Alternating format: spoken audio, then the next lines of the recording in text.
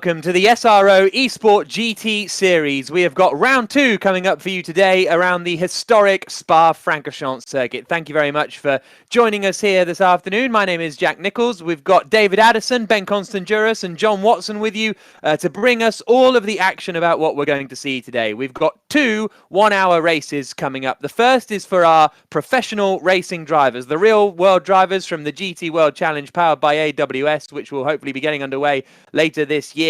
And we have got the silver class as well, which is for our professional sim racers that are going to be head-to-head. Both have a 1-hour race around Spa, and we're really looking forward to it. As far as qualifying is concerned, it's been a very, very tight session out there. Coming into this race, though, the championship leader was Jordan Pepper, but he only qualified 27th on the grid. Ben Barnicoat, second in the standings, is 22nd on the grid. So I think we're really going to see the Pro Championship mixed up today. We've got a new partner on board for this series, and it's a very cool initiative actually. David Perrell, who you may have seen racing in the GT World Challenge, he has set up a new driver coaching academy, and one of those drivers is Jean-Eric Verne, and he is going to be racing today for the Coach Dave Academy. Let's have a little bit of a look at what they do.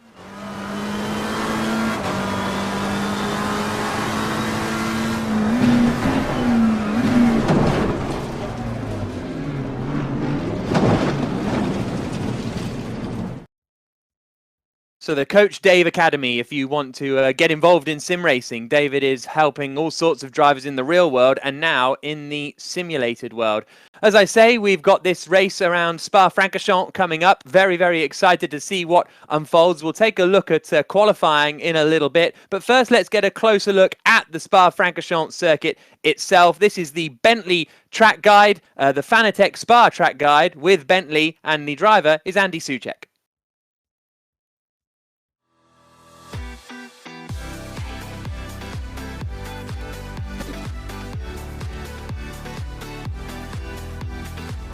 Hello, this is Andy Soucek driving for K-Pax Racing by SRO Esports in the Pro class, and this is an onboard lap around Spa. Hello, this is Andy Soucek and I'm going to take you around a lap in Spa-Francorchamps. So here we are on the main straight, new pit lane, only up to 5th gear, braking at a 100 meter mark down to 1st gear, trying to nail the apex of the corner, being really close to the inside curb and wall. Nice smooth exit, 5th gear into Eau Rouge, facing now the most challenging corner I would say in the world in 6th gear, flat out on the top into Radillon. Very nice line over there, as straight as you can, just not to lose any kph possible. Getting into the very hard braking zone into Les Combes, very difficult to nail the braking there, 265 kph. Really tricky on brakes, hitting the inside curb, also the curb on the left of the second part into Les Combes, trying to sacrifice a bit the exit for the third one. Hitting also the exit curb there, very deep braking here into Brussels, very tight corner. It's the slowest corner with the chicane of Spa-Francorchamps. Once again sacrificing a bit the exit, using all the track possible, watching out here for track limits, as you always run wide and it's very easy to go wide there.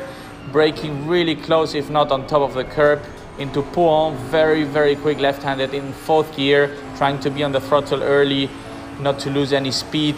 Very fast corner, 200 kph. Once again, in the limiter here, 5th gear into the Piff Path, last section of the track. Really important to keep the momentum here.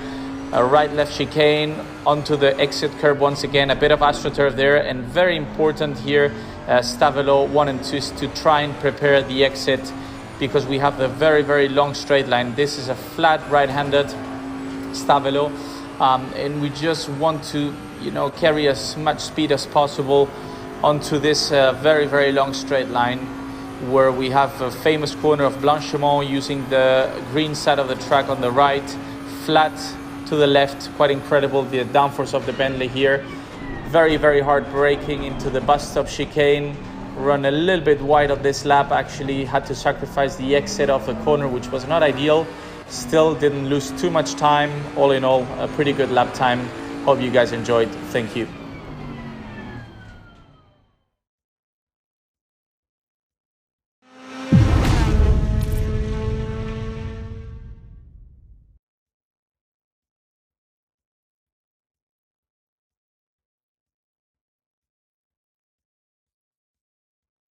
Our track guide with Andy Soucek and the Bentley team. Let's bring in John Watson, 5 times Formula One Grand Prix winner, who will be with us as ever commentating. Watty, Spa, usually we're used to seeing these GT drivers race for 24 hours around here. A 1-hour sprint race is going to be a little bit different.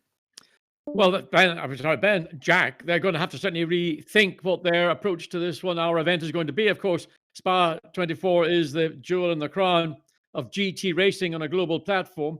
7 kilometers, 4.3 miles, 19 turns. The thing that really makes Spa stand out to me is the wonderful, wonderful odors you get from cooking oil and French fries. Now, in a 1-hour race, they'll not have much time to think about that. But if you're driving in the 24-hour race, there are many occasions when you're driving at night time and you get a bit hungry, you would just give a little car. Okay, do you get hungry in race cars? That's something I've never thought of. You do. I mean, obviously, professional drivers, they've got their dietitians, they've got all the infrastructure around them to make sure that they eat correctly. Being racing drivers, they do like to sneak off and get a little bowl of French fries or whatever it is they want. You can have it with mayonnaise, you can have it with maybe a ketchup, it's your personal choice. Let's not focus too much on what drivers are going to be eating in this 1-hour race, because actually they will have only a very short window to get the job done. And Jack, what's interesting to me, Jordan Pepper drove sublimely at Silverstone, won the race easily. In fact, he was given the race when Ben Barnicoat and Crestone managed to hit each other, open the door for Jordan Pepper. But he's starting back, you mentioned, 27th on the grid. Now, there's partly a reason for that. It's a performance, a penalty, a weight penalty for success. So the Bentleys are having to carry an additional 25 kilograms of weight here this weekend. McLarens have also been penalized by 17 kilograms, AMGs by 10 kilograms. A lot of time lost. I don't know why the Bentleys are so off the pace, because it's a circuit that we know when you come to the 24-hour race, Bentleys have always been to the fore. They are a competitive car, and in particular here at Spa. Yeah, indeed. So as far as qualifying is concerned, these were the last couple of minutes of it. We've also been joined by Ben Constanduras. Ben, as what he was saying, a real mix-up in the order, except maybe for Raffaele Marciello, 3rd in the championship in the Mercedes coming into this race, but he ended up 6th on the grid. He's done a great job. Mercedes always so strong around the Spa-Francorchamps circuit, and that kind of performance is mirrored in the game from real life, because this is so lifelike in the way that they've put the whole thing together. The balance of performance mirrors exactly what the SRO would put into a real-life race. And actually, Marciello did actually have some success ballast added to the Mercedes because of his 3rd place at Silverstone, and yet still managed to get himself 6th on the grid. The car is consistent, it's well balanced. He should be a really good hot contender for the race. Yeah, these were the final moments of qualifying then, and it was, as you can see on the left there, Lorenzo Marcucci in the Audi, who ended up qualifying on pole position ahead of Ivan Pereiras in another Audi, and then Nicholas Hilbrand in the Ferrari, 3rd on the grid. And then we've got Fabrizio Crestani, who things started so well for him with a pole position last time out in Silverstone, but as what he alluded to, Ben, him and Barnicoat coming together and spoiling both of their days. Absolutely, two McLarens as well. Not a particularly good way to start for McLaren. They had Barnicoat finishing 2nd, so they have balanced performance and success ballast in that car. And just imagine carrying that extra weight all the way, not only up Radiant and Eau Rouge, but then all the way up the Kemmel Straight. People forget that the top of Eau Rouge and Radiant is not the highest point. You then continue way up to Le Camp. And actually, that is where they'll be really punished carrying that extra weight. Yeah, a few names that you might notice in there.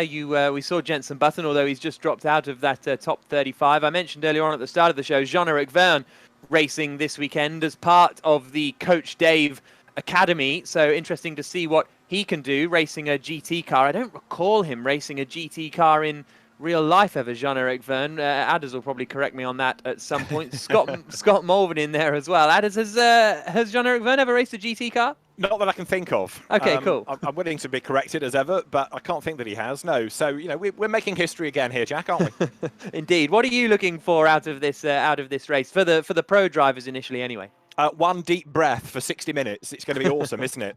You've got as you and John and Ben have been saying, it's a really nice jumbled grid. You've got some of the star names further back than anticipated. You've got, partly because of the ballast and partly because of the BOP, a very jumbled grid indeed. We've still got a few points to prove, I think, out of what we saw at Silverstone. A few reputations are on the line here. But what to look for? Gosh, where do you go? Ben Barnicoat from mid-grid. You know, he's got to force a way through. Seb Morris a long way back. Jordan Pepper, as John mentioned, is a long way back. Louis Delatraz, 8th in the championship, lining up on the 5th row. You know, stick a pin in the entry list almost, and you can find a winner, because it is so jumbled. I think this is going to be a really frantic 60 minutes of racing. Lorenzo Marcucci on pole position in the Audi. Your thoughts on that?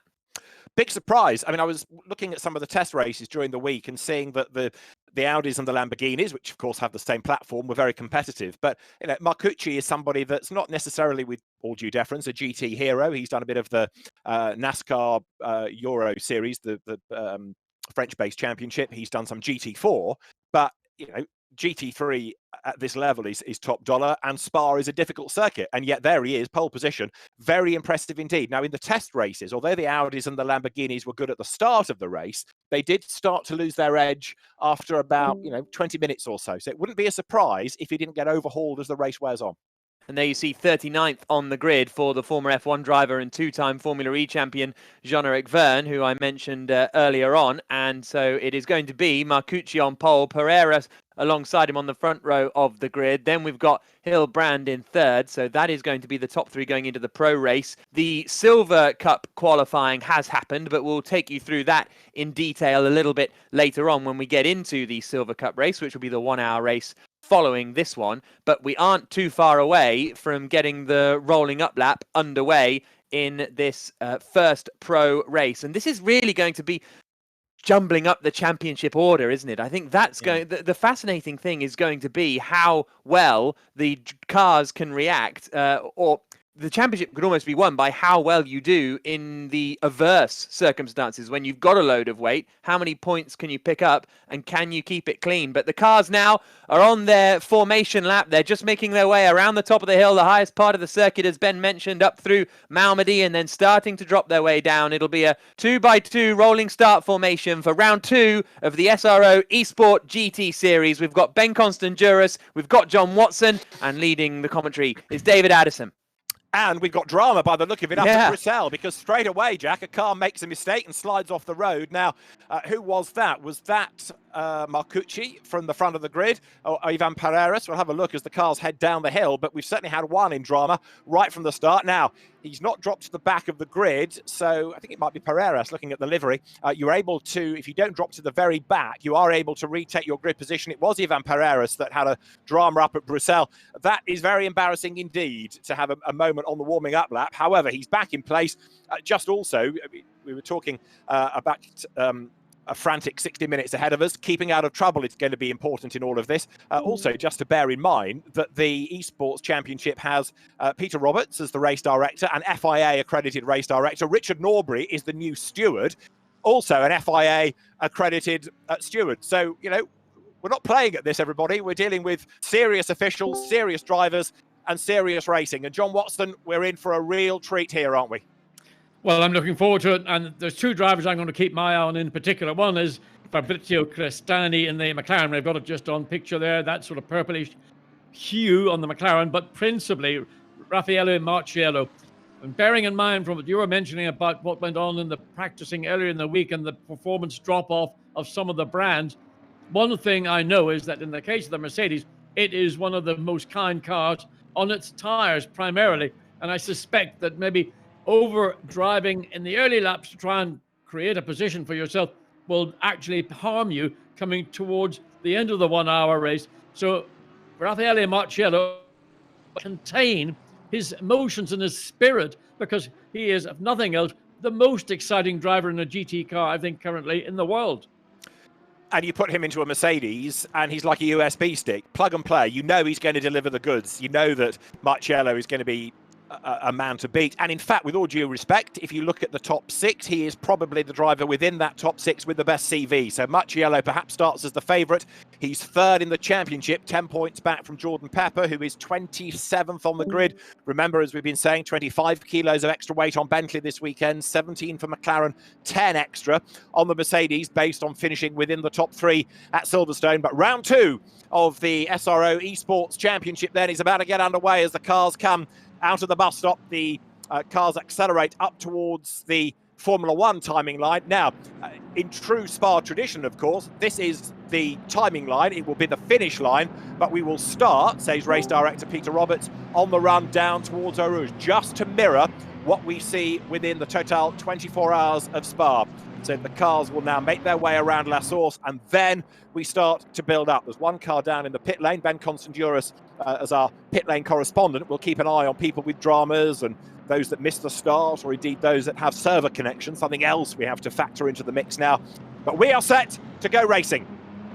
Out of La Source they come. Everybody now accelerates down towards the start line. And is it going to be Lorenzo Marcucci to storm clear into the lead, or what can you expect from the likes of Nicolas Hillebrand or Raffaele Marciello from rows 2 and 3? We're set to go racing here at Spa. Certainly with his nose in front is Marcucci then in the white Audi as they cross the line. We go racing. Good getaway then by Marcucci.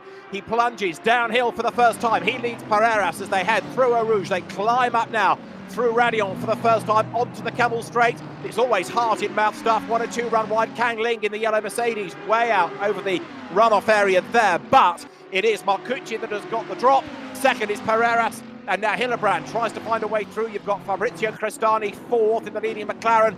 And into second place there goes Hillebrand as they dive up towards Les Cons for the first time. Do they all get through safely? They do. Hillebrand a little bit crossed up. And that Watty has enabled Marcucci to get away by a couple of lengths. Yes, it has, but the first 5 cars have actually made a break from the rest of the field. And you can just watch Marciello right on the tail of the McLaren as they come down through Bruxelles and the drop down through. We keep referring to it as the corner with a new name, then down to what I consider to be the best corner on the racetrack, Pujol. But that's the field as they file down the drop, and this is a steep downhill drop, getting to not yet quite the lowest part of the Spa-Francorchamps circuit, but there is Pujol, that double left-hand corner, and that is a big test for everybody, particularly when the tyres and everything are not fully operational up to racing speed, not to drop it, not to make a silly error. And 1 or 2 running a little bit wide there. Look, going through the piff-paff, 10 different brands we have got within this race. Don't forget, as the cars now sprint their way down towards Campus, the first right-hander, then into the Cours Paul Frere, up towards the end of this opening lap. Clock ticks on down. But Ben Constanduras, this has been a really good first lap thus far from Marcucci, hasn't it? Because he looks as though he's checked out.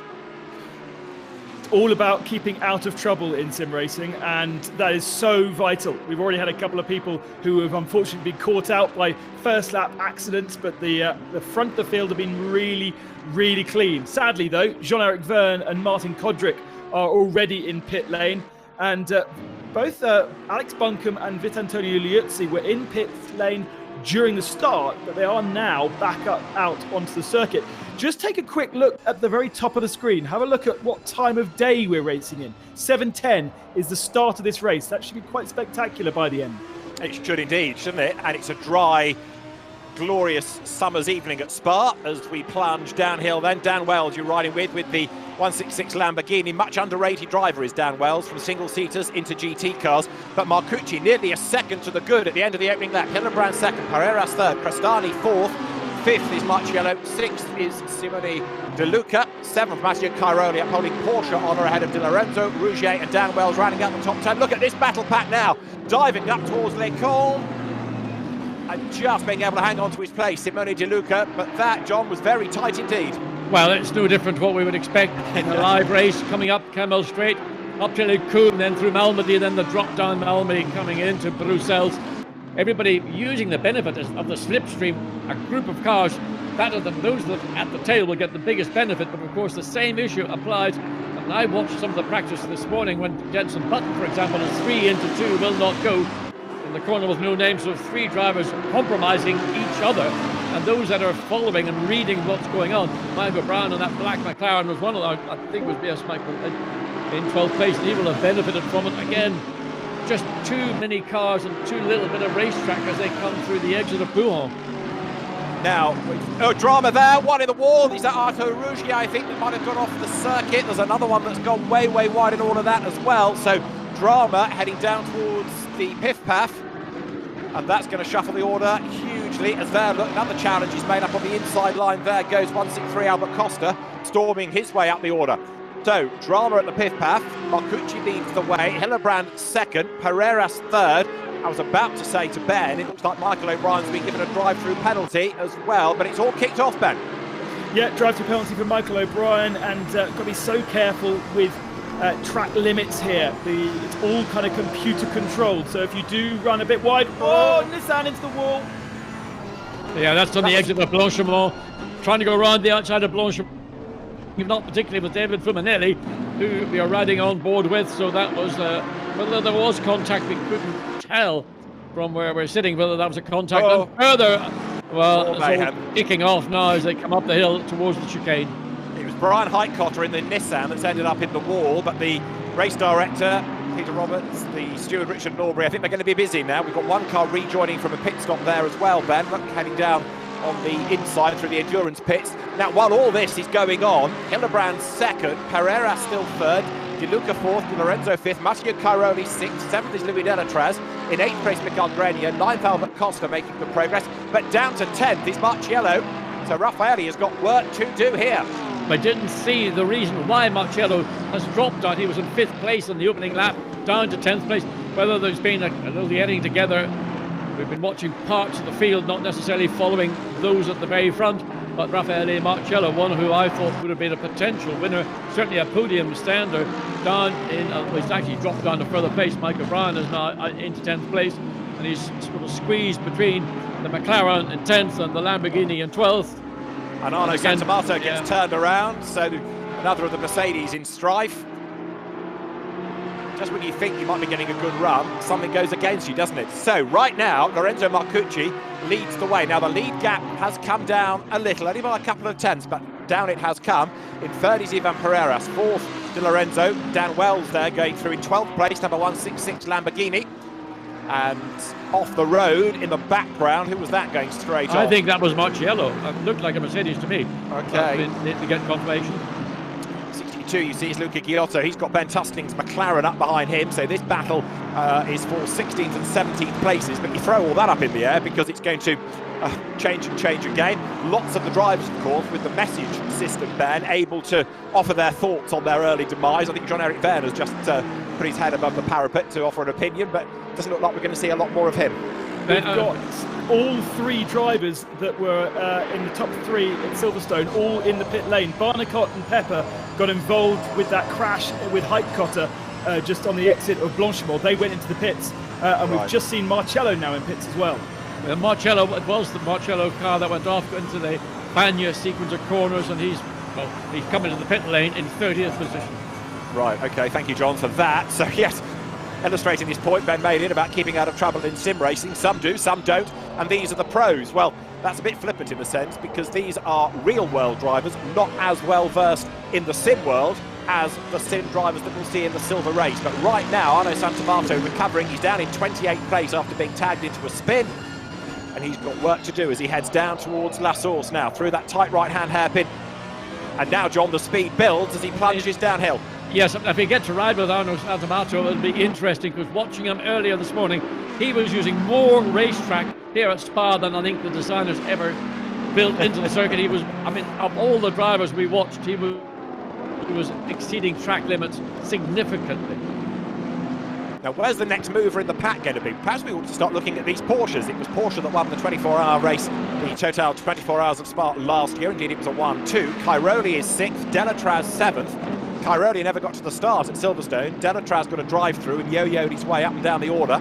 And as they come down through Speaker's Corner, still the race leader is Lorenzo Marcucci from pole position. Number 11 Ferrari goes by. That is the David Fumanelli driven car. Fumanelli currently in 17th place, keeping Scott Mulvin behind him.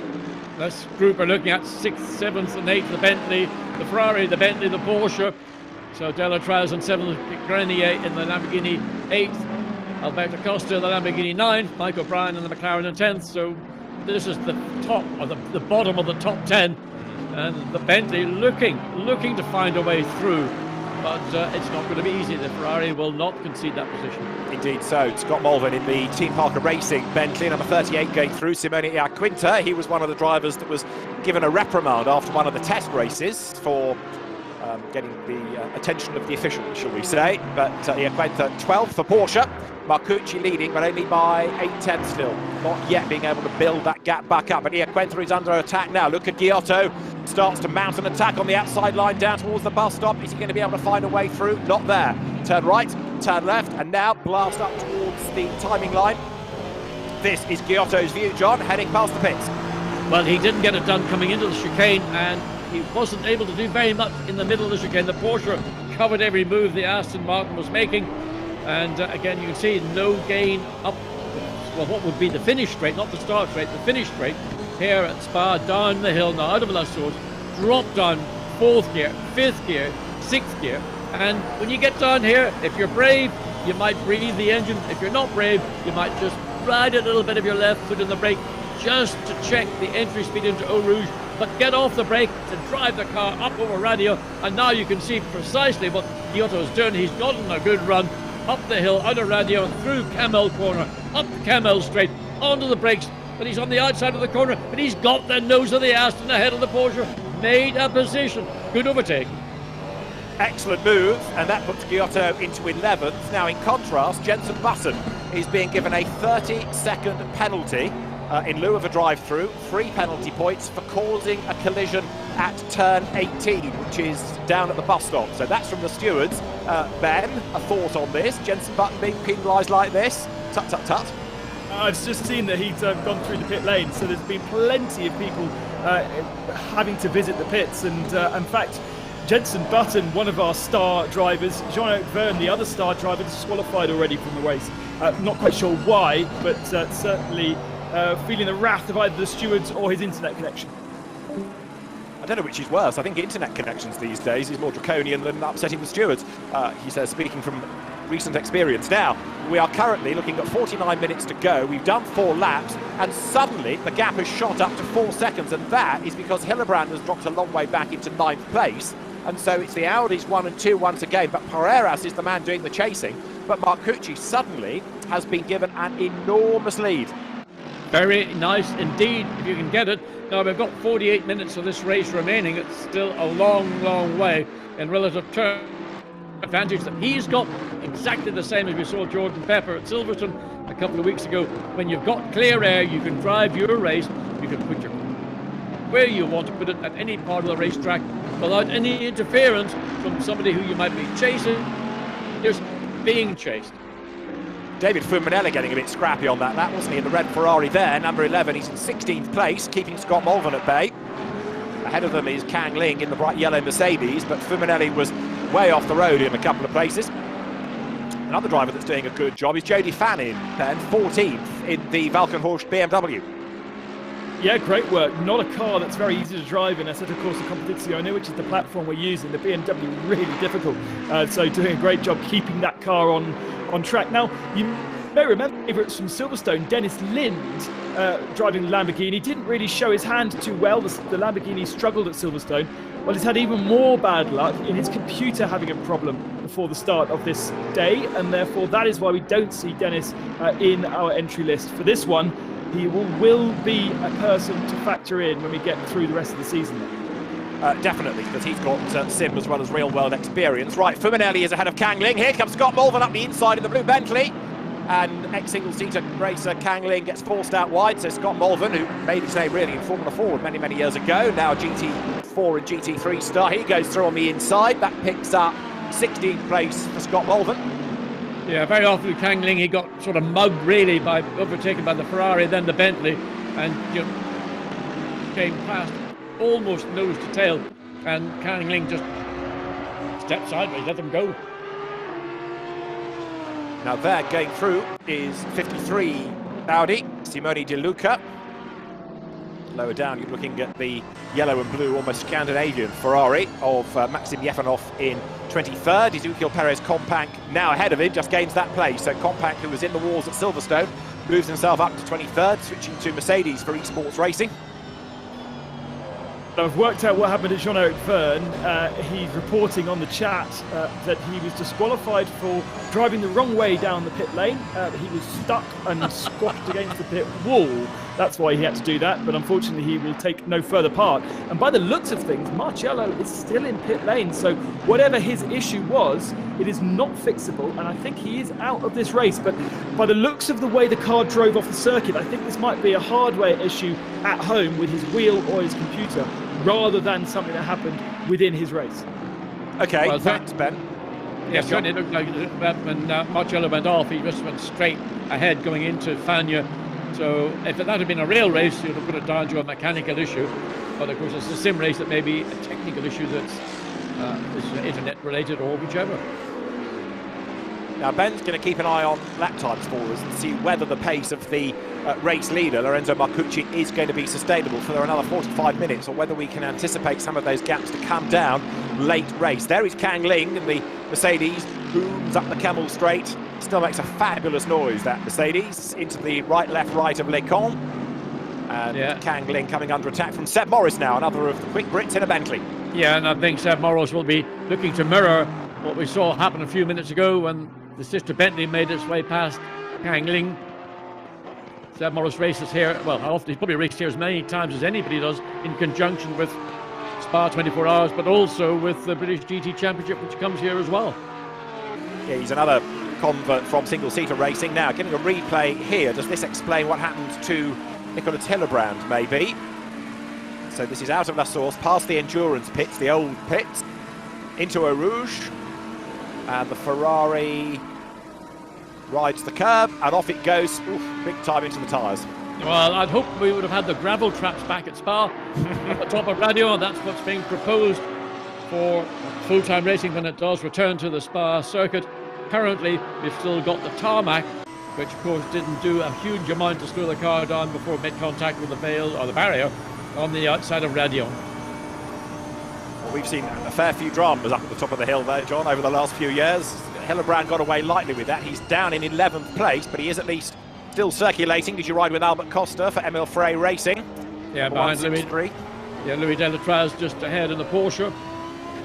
So comes across the line to see he's just under 3 seconds behind Caroli in the Lamborghini. So he needs a little bit more progress. The battle at the front, 6 seconds between first and second.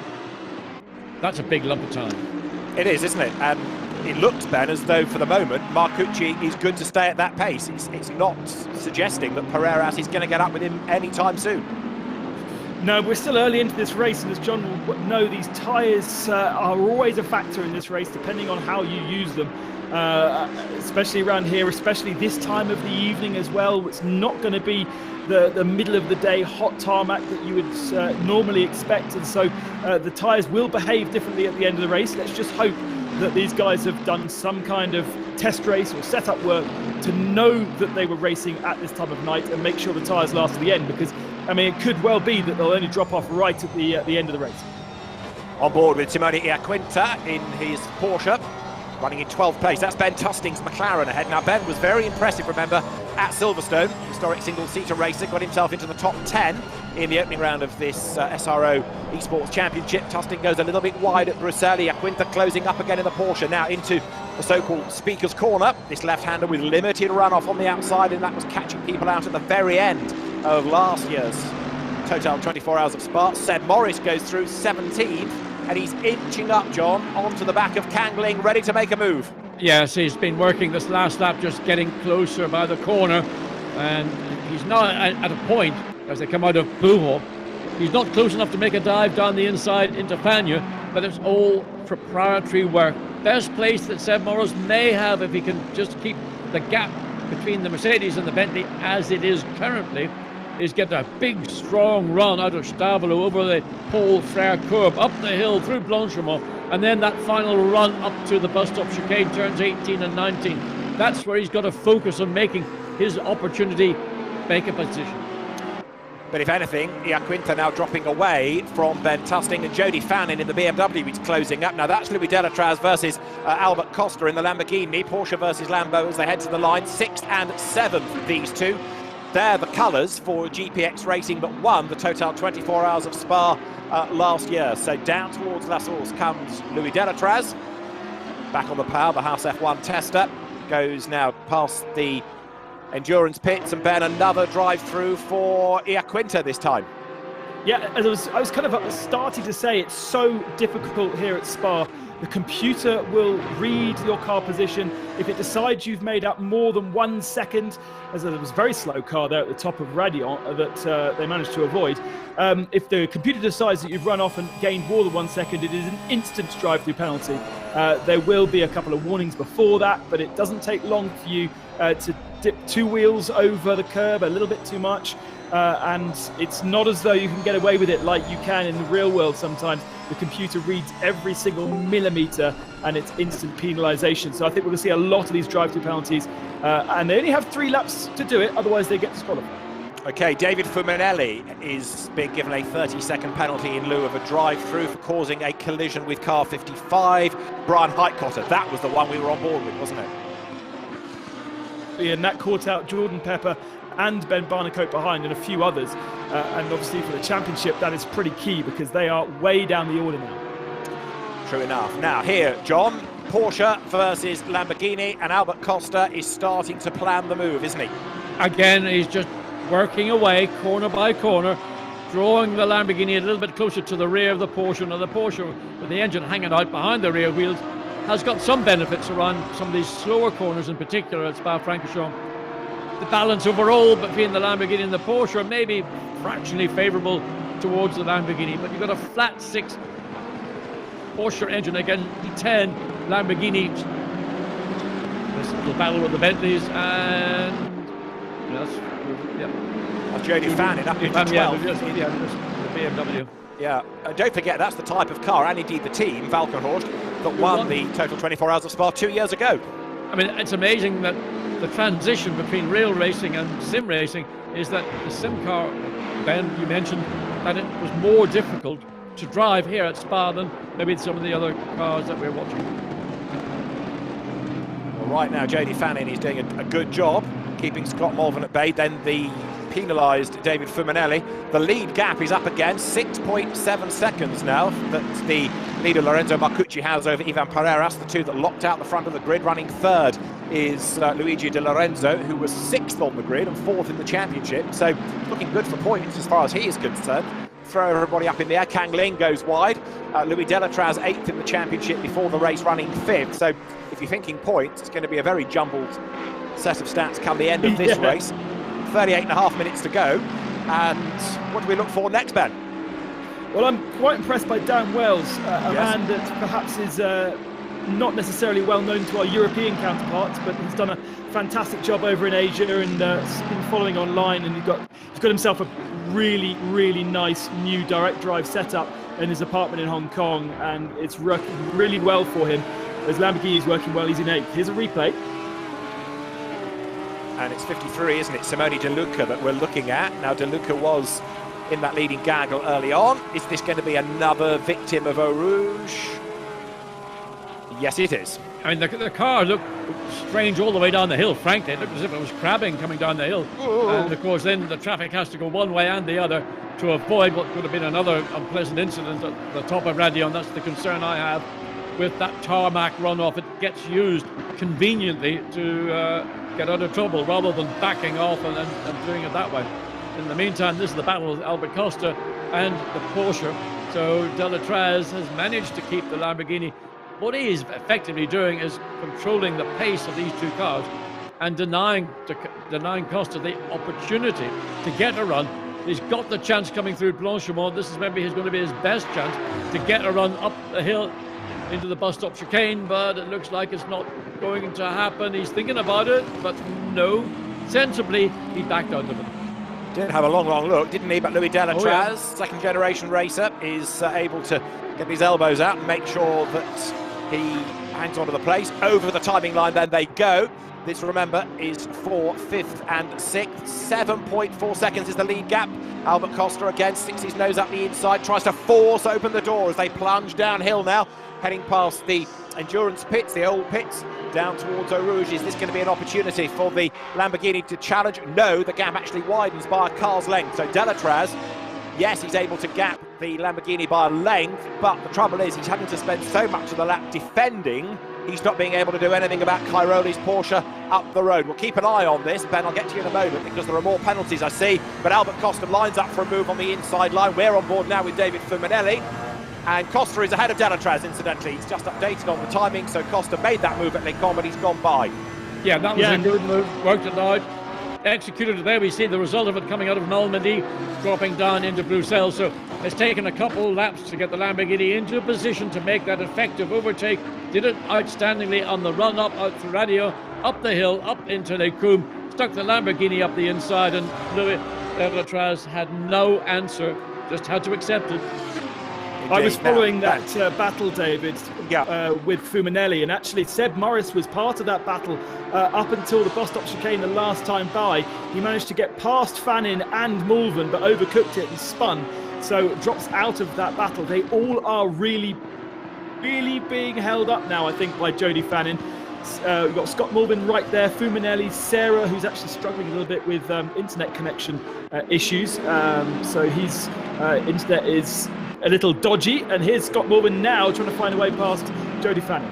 And job done, isn't it? So through he goes. Scott Mulvin goes by here as they come towards the pith path, through the right, through the left, short burst of acceleration, right again at campus, past the college. There you see the buildings represented on the inside. There's another penalty floating to Ben Tusting. There's another one to Simone Iaquinta for making contact with Ben Tusting. Tusting is being penalised for making contact with Jordan Pepper early on in the race, so the race officials are being kept busy. So now we've got, as we've seen, Scott Mulvin up into 11th place, released from behind the BMW. Can he now start to make some progress, or is Jody Fannin going to come back at it? You've got two big beasts there, Bentley and BMW running together. Chris Froggatt goes by in the Sky liveried Ferrari. Chris Froggatt, graduate of the Ferrari 1-Mate Championship. He's making good progress here, up into 15th position, and he's not done yet. Now that's been a good drive from Chris Froggatt. Just noticed it on the timing and scoring that he's in 15th position. But they were coming up to the half hour, 34 minutes of this race remaining. Just to focus back on my predictions. What's happened to Raffaele Marcello? Well, we know that, but what's happened to Cristani and the McLaren? It's fallen away also. I haven't seen it in the top 26 on my timing and scoring. And David Perel also, Coach Dave Guru, he has dropped a long way back into 26th, which is frustrating. The lead gap still 8 seconds. You've got to take your chapeau off here to Marcucci, because Lorenzo is doing a great job building this lead over Ivan Pereiras. Now looking on screen, Jody Fannin trying to defend from David Fuminelli, who's still got his 30-second penalty. Fuminelli looks to the outside, can't do it there. But while Fannin is having to defend, so Scott Mulvin is edging away up the road. Ben, Scott is going to get into that top 10, isn't he, because of Ben Tusting's 30-second penalty? Yeah, already kind of established. Really happy to see the British GT Championship being represented by Scott. He's doing a great job. He's a super fast driver in the real world as well as in the virtual, but it's taken him a bit of time to get up to speed in the virtual world. And of course, his Bentley carrying success ballast as well. All of the Bentleys, all the McLarens and all the Mercedes have that success ballast from the opening round, and I think he is now the highest placed of those marks. I think you're right in saying that. Yes, ballast free, Audi 1 and 2 at the moment, and then third in the hands of Luigi Di Lorenzo is the Aston Martin.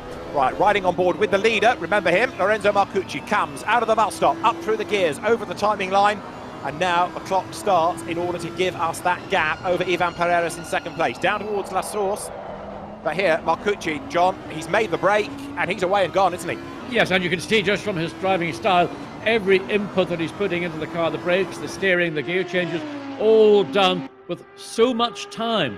And that's what he's gained. Not only gained time ahead of second place, 8.6 seconds, but in his own driving, everything is coming slowly to him. When you're in a battle with somebody, it all comes rather quickly. But when you're driving, as you're seeing Marcucci do right now, it's almost sublime. He's clear by 8.6 seconds. Pereiras in second spot. Then in third, in number 44 Aston, is Luigi Di Lorenzo. That car going nicely here, the Modena Kart ASD team entry. There is Albert Costa running fifth. And Albert Costa, of course, is another driver hustling his way up the order. And he's made the break. He's clear now of Louis Delatraz. Nothing much the Porsche was able to do in response. So Costa takes a little bit of the curb on the inside. That's permissible. It's when you get all four wheels off the racetrack. It's the exit, actually, it's the exit at Nalmedy where you can get caught out. And there in Lang again being moored as he comes out over radio and loses another place to Yelvanov. Yeah, the Ferrari just storms by, doesn't it? Yeah, it did. Albert Costa just didn't finish the point, up from 16th on the grid, now running in 5th place. Really good effort there. So Kangling falls back. There he is, number 33 Mercedes. We've got almost half the race to go. We're just about at the halfway mark now as Kangling for ARC Bratislava turns out of the right-hander of Bruxelles and starts to drop down the hill. David, interesting thing about Louis Delatraz is not only is he racing with us today in a set of Corsa Competizione in a GT3 car, but in a couple of hours' time he'll be jumping into the F1 game and he'll be doing a GP2 race in the F1 game. So he was a bit concerned about the timetables today, whether he could do both. He's managed to... So that's the kind of thing you'll need in the real world, being able to do something like that. Maybe back in the olden days you'd see them jumping disciplines in the same day, but it's the cool thing that we have in the virtual world right now. Yeah, there have been examples, haven't there, of people doing different races at the same event or helicoptering from one to another, but it's good that it happens in the sim racing world, and it's good that the enthusiasm from the drivers is there as well, and more of these keep springing up. Now, we are into the second half of the race. We're riding with David Fumanelli, who has this Damocletian penalty still looming over him, 30 seconds to be applied at the end of the race. John, we're riding with him, lots of curb at Blanchimont. Yeah, and just watching Delatraz, he's lost another place to Daniel Serra and the sister Ferrari being chased by Chris Froggatt. So there are the three Ferraris, in fact, there's 4 Ferraris coming through the bus stop chicane up across start, or the finish line. I keep saying start, finish, that's the finish line. So Fumanelli, half a second behind Serra, who's a further 1.2 seconds behind Fannin in the BMW. So Fumanelli there, number 11 Ferrari, heads downhill. Daniel Serra, Chico Serra's son, is ahead in his Ferrari, 13th place. Chris Froggatt going after them. There he is, coming into shot in the white Ferrari. Chris, who represented the United Kingdom in the FIA Motorsport Games GT tournament last year. Fumanelli climbs the other side of Eau Rouge, up the Camel Straight now. Arthur Rougier is being given a penalty in the form of 2 penalty points for causing a collision early on with Michael O'Brien on the second lap of the race. We saw that down at the Piff Paff. There is 62 Aston Martin. That's Luca Giotto, and Giotto is in 7th place with Dan Wells crawling all over the back of him. Ben and I keep making the point, Dan, much underrated driver, but is very, very talented indeed. Single-seater racer, ran out of money, went off to China to race and win in Formula Pilota and make a name for himself in Asia, and has done pretty nicely for himself. But on a European market, he's still not very well known. He's a well-kept secret, but Ben, bags of ability Dan Wells has. Quite a good commentator as well. He's done a few commentaries in both the F1 paddock and Formula E when they were visiting Hong Kong. He was the voice of Formula E in Hong Kong. So he's a multi-talented guy and has really kind of found a niche for himself over there, looking after so many of the drivers in Hong Kong and kind of being a bit of a driver coach to them as well. It's Philip Kadori, isn't it, that he drives with in, for example, Super Trofeo Asia or in historic double driver events. Well, the Spa circuit as fabulous as ever, and as now Delatraz goes through, this is the replay of big dramas there, because bouncing off the tyres, number 14, Mikael Grenier. So having just got himself onto the back of the Porsche, John, that was a real mess coming again out of Eau Rouge. Yeah, and once it starts to go, as you climb up the hill, up Eau Rouge towards Radio, if the back end gets away from you, there's not very much you're going to do to save it, and he managed to, I suppose, get some kind of result by continuing on. But just while all this was going on, David Fumanelli actually managed to get ahead of Chris Froggatt. They've changed 13th to 14th, so that was a little pass that happened 1 lap ago as they all came up to the top of the Camel Straight into Lake Combe. We had the track guide at the very start from Andy Soucek. Ben, he's another, I think, that's struggled in this race. Andy Soucek not in that top 23, and he's not a good day for Bentley. He's last, and in the pits. In fact, he retired a lap before Rafael Marcello, so didn't really see what happened to him. But those cars, Bentley put so much effort into everything that they're doing, and they look so beautiful with the liveries they put on. But sadly, Soucek, 11 laps down. I think we're only on lap 11. Now, talking of 11, number 11 Ferrari is David Fuminelli, and he is under attack, isn't he, now, as they drop down the hill in towards Bruxelles. 26 minutes are on the clock here at a virtual Spa. Good stuff in the chat. Arno Santamato saying, "Thank you, Fuminelli. It's not stock car racing." Presumably able to do that whilst his car's being repaired in the pit lane. Fuminelli carrying that penalty for collision, but obviously the drivers are able to get into a chat and to voice their frustrations and make their excuses. Jordan Pepper is another one asking for clarification as to the issues that he's had when he's racing on track and seeing other cars called rubber band, which means the car appears to be closer than it actually is, and then it jumps away from you and gets closer to you again due to the internet connections. Right. And I'm sure Watty can appreciate that would be a horrific thing to experience in the real world, not knowing where the cars are around you. Well, it has happened at places like Hockenheim in rain when you can see nothing. All you can do is hear where cars are, but you have no idea where they are. And in the meantime, Daniel Serra, he's got ahead of Fuminelli on this run back up to the bus stop chicane. You can see 333. That is in 24th position in his Ferrari. And maybe he should take some of his own coaching lessons. I don't know if that's a fair comment, because I don't know why David Perello's so far down. Normally, he's much more to the fore in any race we see him in. You're quite right, and it can only be, John, that selflessly he's letting the customers do better today. Always look after your customer. I'm sure this is the customer care department of Coach Dave Academy. David Perel sacrificing himself just for today. But you're right, he's a very, very quick driver, both in real world and sim racing. And as he powers up the hill, we are on board now in 12th place with Daniel Serra. We can see the screen behind what's going on. Ferrari closing. Now John makes a move on the inside. Well, he's got the ahead of him. Whereas the sister Ferrari that has just come through, that's Fuminelli, I'm assuming, who's managed to slipstream past Daniel Serra, and that was a strange overtake. I didn't expect that one to come because the focus was really on what Serra was doing with Fannin in the BMW. Yeah, the Ferraris yo-yoing a little bit in this race, aren't they? But at least that's a place gain then for Fuminelli. There is Ricky Collard, who we've not seen a huge amount of. Ricky was disqualified at Silverstone, and he's 22nd here. Brian Heitkotter here is in 20th place, recovering from being turned into the wall early in the race. The Nissan heads downhill. His next target, Miguel Molina. So there is second place. Carreras in the Audi, now 11.2 seconds behind race leader Marcucci, who has just literally he's driven the perfect race in every sense. 23 minutes remaining, but no pressure whatsoever. His only pressure may be if they come into lap traffic, but again, because he's got this wonderful rhythm working for him. As we look down at Caroli in the Porsche in 4th place, being chased Albert Costa. Well, Costa's had a flavour of the exhaust fumes from a Porsche early in the race. Now he's got them once again from Caroli in that magnificent lizard green coloured Porsche.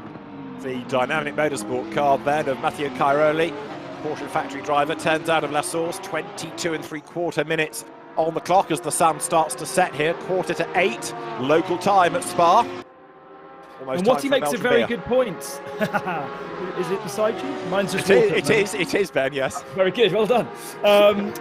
Watty makes a very, very good point, actually, and something they were talking about with the Audis in the test races. In traffic, at high speed, going through the likes of Radion or Blanchimont, the Audi is not very good in dirty air, and it feels very unstable. So something to watch out for if they do catch lap traffic.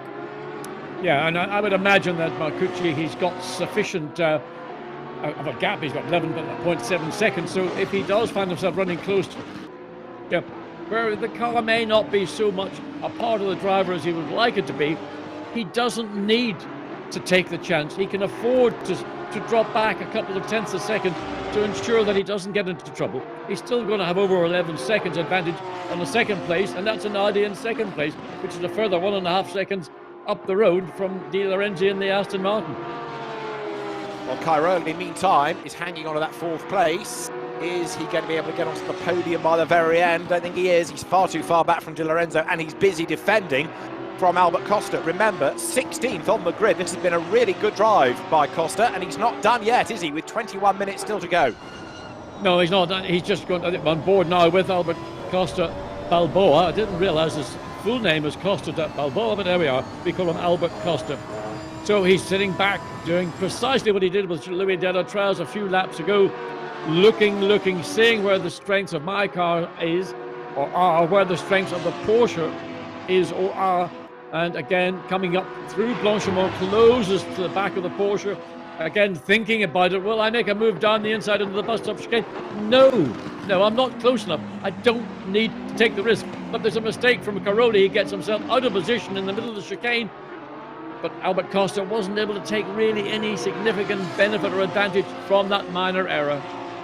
So over the timing line they go. The gap between them, 0.350 of a second, is at the inside, and there's contact. Albert Costa stuck the Lamborghini at the inside. It is Cairoli who comes off worse, loses 2 places and has another spin on recovery. Louis Delatraz gets up between the pair, and Delatraz now tries to take advantage of the delay for Albert Costa. But, John, it may well be that the race officials have something to say about that. Your thoughts? Well, I've got plenty to say about it. That's what the officials are going to say. Simply because all the things I've been saying about Albert Costa, thinking driver, getting it right, not pushing, not taking chances, he did it completely wrong coming into La Source. He was not in a position to take the ground away from the Porsche. He just carried too much speed. He had nowhere to go. As a closing gap, the Porsche was taken.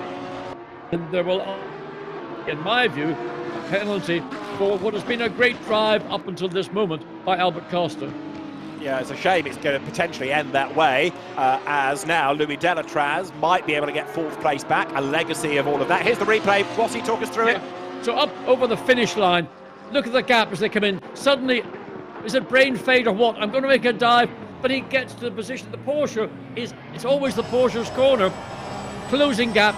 Once you're in a closing gap, nothing you can do. You just sit there, wait for the inevitable, and of course the inevitable will ultimately be a penalty. A drive-through penalty has just been handed down to Albert Costa.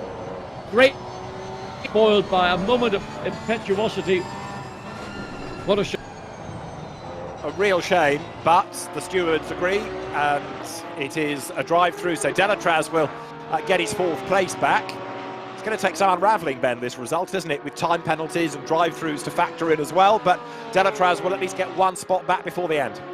One of the things you have to consider about the way that these guys are driving is they don't have the field of view that they would do if they were in a real-world car, especially when you're going into La Source with such a tight hairpin. Usually as a driver, you'll be turning your head to the apex of the corner, but of course your field of view, unless you're using virtual reality goggles, is fixed. They will, however, have a system that tells them if there's a car alongside, so that's kind of explaining if there is an overlap or not. But it's one of those struggles that sim racing will never really be able to overcome, is you cannot move your field of view around like you would do in a real-world vehicle.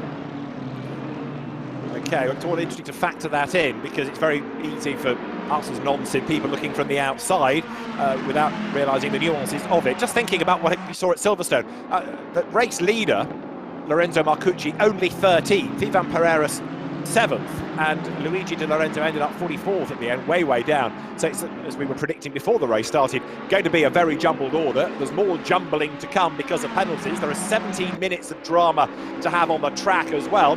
Scott Mulvern inching his way up the order nicely. Scott now in 9th, Dan Wells 7th, and big drama there as somebody runs way wide coming out of Eau Rouge, bounces off the tyres. But Sarah, I think. Okay. It was certainly one of the Ferraris, couldn't get the number just as it came towards us, but that group instantly of in the pits as well. Yeah, Scott Malvern there in 9th place as we come through Les Combes, then into Malmedy. The drop down has opened up between that Ferrari and Scott Malvern, and will he be? No, he's not going to be the beneficiary. It's Tusing in the McLaren that's showing to be currently in 8th place, some 5 seconds ahead of Scott Malvern. Yeah, but Tusing's then got a penalty, hasn't he? Yeah. What's confusing about this battle we've been watching over the last couple of laps is David Perel is ahead of this battle now, and he was behind them. He's a lap down, so he's faster than these guys. Yeah. He's gone through the pack, and actually for the last couple of laps, Scott's been following him, but now it's probably a bit too far to really learn anything from David Perel. But that's what's been a bit confusing there, that he's actually not in that race, but going faster than that group. Why has Chris Froggatt got a drive-through anymore? Do we know? Because they're 93 Ferrari, looking for a way past Fuminelli. Chris Froggatt 12th on the road, but being shown as having a drive-through. It's like an automatic drive-through for track limits, so gaining more than 1 second by being off track. Understood. But Chris Froggatt, and John touched on this earlier, has done a really good job in this race, working his way forward. And here he is, John, on the tail of Fuminelli now.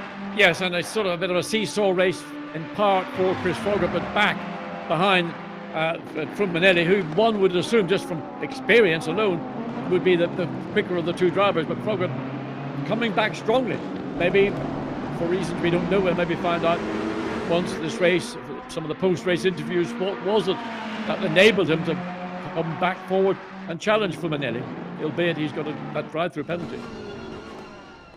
So Chris Froggatt down through La Source.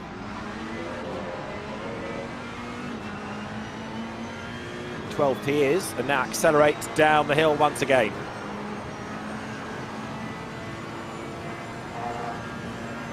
"15 minutes on the clock."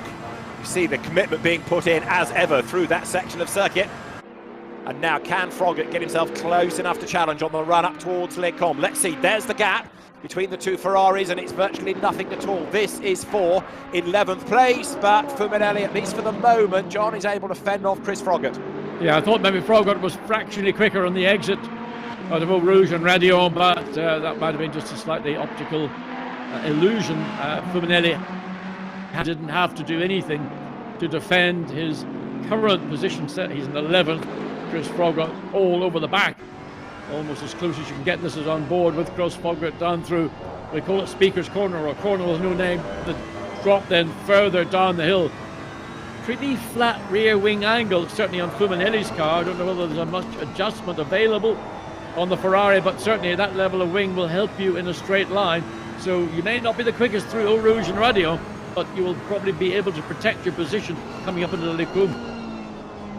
So Fuminelli just maintaining this gap over Chris Froggatt for the moment then. Chris, another driver that's worked his way nicely through the order. He was way back on the grid, but has tigered his way through towards the front. Lead gap in the meantime, 14 seconds. Marcucci to Pereiras. There is Froggatt running a little bit wide over the curb as they come into the Cours Paul Frere now, but Fuminelli half a second to the good at the last sector point. He's more experienced, a real-world driver than Chris Froggatt. Can he hang on in there for 13 and a half more minutes? Well, I think what Fuminelli will be doing is thinking, well, can I get back onto the tail of the BMW? It's a further 1.6 seconds up the road, 13 minutes and so remaining. And that's what I think Fuminelli will be thinking about more than concerning himself with this car. That's the Audi, I beg your pardon. The white Ferrari of Chris Froggatt. Froggatt started 33rd and he's running 12th. So that's another driver making tremendous progress. Absolutely, that's a very strong drive. We go back to our race leader, and I don't want to have the commentator's curse to say that everything is looking sublime for Lorenzo Marcucci, but right now, well, he looks almost to be driving slowly, but I think that's the function of what happens when you get into that wonderful area of rhythm, that you can just drive as you choose. There's Nicholas Nielsen in 27th place, and he's another one with a drive-through penalty. So the automatic drive-throughs are coming really, as Ben was suggesting, for track limits, whereas the stewards are giving either drive-throughs or 30-second penalties in lieu of a drive-through for track limits. And Albert Costa tumbling down the order now because of his penalty. So Froggatt gains a place. They're going through Nicholas Nielsen, another young gun. think Nielsen was also involved in an accident at the start of the race as well. The accident that took out Jean-Eric Verne, which was going Eau Rouge, Radion, that kind of area, knocked out a good half a dozen cars initially. So he's been into the pits and got a repair, and actually not running too badly now. No, indeed, and he's another of those underrated drivers that we haven't really seen the best of yet, as he looks for budget and in turn a drive. And there, going off the road, is Seb Morris in the background. He was in 14th place, was the man from North Wales, but he might lose another spot because Ezequiel Perez Companc is now going to try and challenge him. But they are. So for Bentley, in fact, no, Companc has gone A1. It's now going to be number 8 Bentley that gets up behind him on the road. So that's Alex Buncombe who's on track. Alex Buncombe not showing on the leaderboard. I think that's another car that lost a lap or so at the start of the race. Alex has suffered a fair bit in these races with his internet ban, hasn't he? Yeah, Alex Buncombe missed the start of the race. I don't know whether that was because of internet or other issues, but both he and Vitantonio Liuzzi were pit lane starters effectively. They were able to join the race, but they did join the race perhaps even half a lap down. So we saw issues with him in the first... no, it was a charity race that he had problems with. That's in Monza. Yes. Yeah. He was okay at Silverstone, but maybe, again, issues here. I know the feeling. Now, we've got Chris Froggatt into the pit lane, I think, for his drive-through. So he's going to drop down the order now. Over the line there goes Seb Morris. You can see Froggatt in the pit lane, serving that drive-through penalty. The lead gap of 15 seconds, an outstanding effort this from Lorenzo Marcucci up front. Well, I don't know whether he's been driving just simply quicker than the field or whether he just maintained a strong pace every lap on lap on lap, and the following cars have been dropping back. Certainly those that have been involved in battles will have lost time, and that's the benefit. We saw it at Silverstone with Jordan Pepper. We're seeing it here with Marcucci. So up the hill, and Kang Ling, 15th place.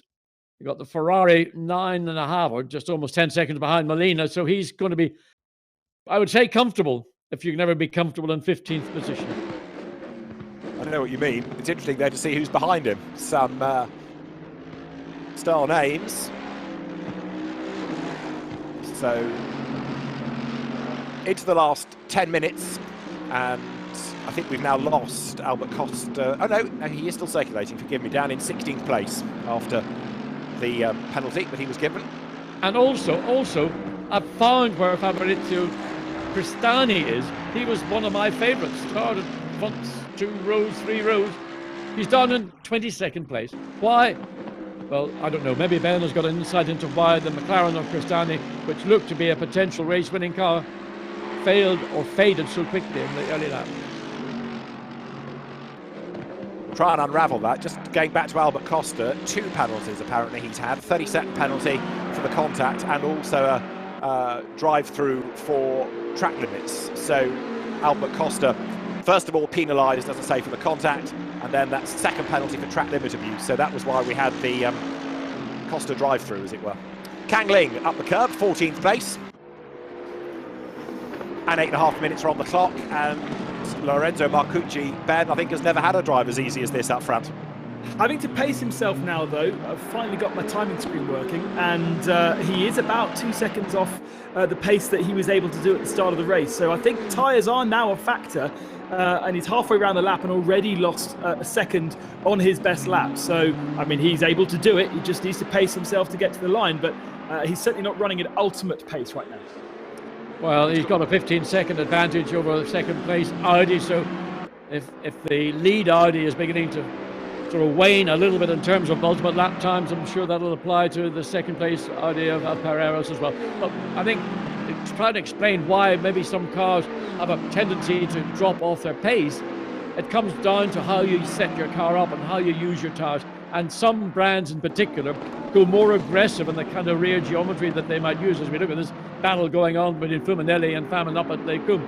So it's how you set your car up, and you can set it up to be quick in a lap, or you can set it up to do a race, a 1 hour race. Teams try to find a middle way through both those options, but in some cases they're committed to one or the other.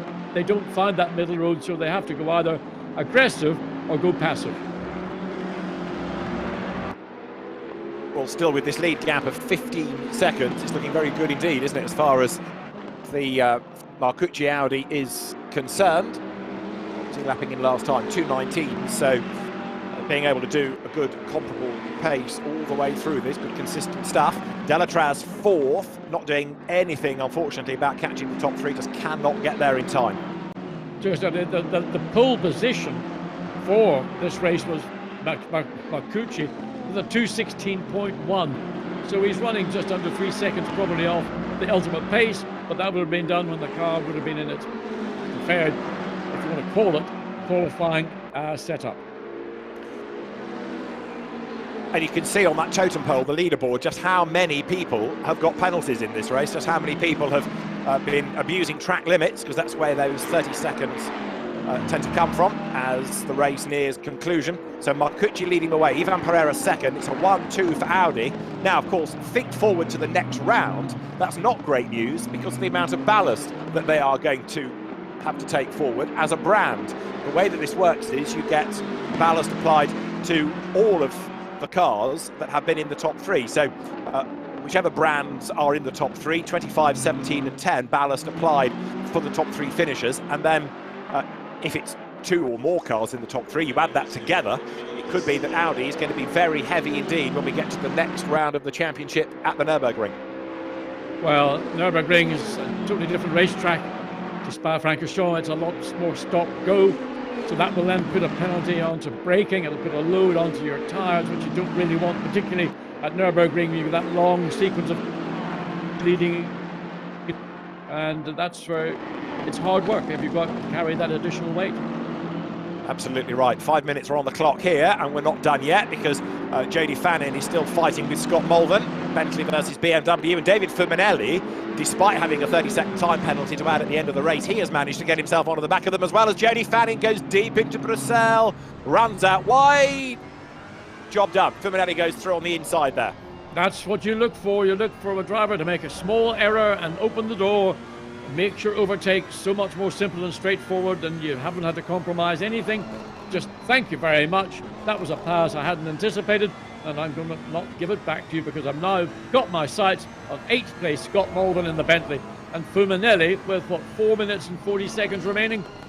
He's going to close the back of the Bentley. He's done so coming into Fagnes, but then, well, it's another 2.5 laps, this lap and 2 more laps before the checkered flag will fall. Indeed so, and as we see Scott Mulvern go through, David Fuminelli, having gained that place from Jody Fannin, will lose it, of course, at the end of the race when you put the 30-second penalty into the mix. Ferrari goes through Paul Frere corner and up now towards Blanchimont. Clock ticks on down. Remember, the flag comes out the first time the leader crosses the line once the R is up, and it will be coming out of the bus stop. So we start and finish in completely different places at Spa 4. GT racing for the total 24 hours of Spa, which this is a snapshot in a sense. Out of the bus stop now, up through the gears comes Mulvern, Fuminelli behind him, and Jody Fannin rounding out the top 10 on the road, but will do better than that on the corrected times. Of course, there's Ben Tusting's 30-second penalty as well, so what you're seeing on the track isn't necessarily going to be reflected post-race because of all the penalties to be applied and how that's going to affect the order. David, I just did one of those switches from one screen to the other and just had a quick look, and as I looked at that onboard photo, onboard the Ferrari, it just looked so real. The glare through the windscreen, the dirt on the windscreen as well. This game, I said, of course, a competition, it does benefit from being the newest sim that's on the market, but the texturing and the way that this game looks, the long shadows, again, something you can't do in other platforms, to have a different time of day and a different time. And you can run a full 24-hour race in this game if you fancied, and it's just amazing to see those examples being played out in front of us right now. De Lorenzi running wide in a lot of parts of the racetrack, coming into Fagnes, then into Stavelot and up the hill through Paul Frere curb. So he needs to be careful. He's running currently in a podium standing position. So don't abuse track limits. You've done enough. You don't want to do any more. Well, it's been a good drive, hasn't it, by De Lorenzo, this, as he accelerates now down towards the bus stop. And actually, he's only 1.6 seconds back from Pereira, so there is the Audi. Now, could this be on before the very end? Look back from the Audi, up through the gears, over the timing line. There's probably only time for one more lap. They might just squeeze 2 out of this. Let's keep an eye relative to the race leader against the clock. But the pressure is going to come now on Pereiras as he heads downhill. He knows the Audi well. It's the car he normally races from GT4, graduating to GT3 last year. But behind him, the charging Luigi Di Lorenzo. He's certainly going after him. 1.5 seconds at the last sector point. Climb the hill. This is Pereiras looking back. There is the Aston Martin. And that should work well, John, on this section of circuit. Yes, but I think that the Audi's got sufficient in hand. It's got a 1.5 second advantage when they came across the finish line. So I don't think, which we can't anticipate, that Ivan Pereiras will lose. But you can look to see how quickly the Aston actually has closed down on that run up the Camel Straight into Les Combes, through Malmedina. Let the car run wide, but be careful of those track limits. Then downhill. The downhill braking always.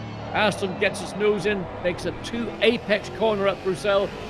So he thinks there's an opportunity.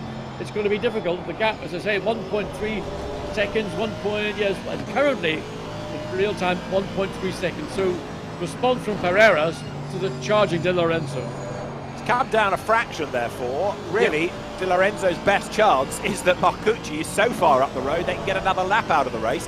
That might give him a little bit more time to bring the gap down yet further. He's certainly not giving up, though. Here they come through the pit path this time, right and then left. So the Aston Martin in the Birrell Art colours, the one-owned kart team, they're into the campus right-hander now.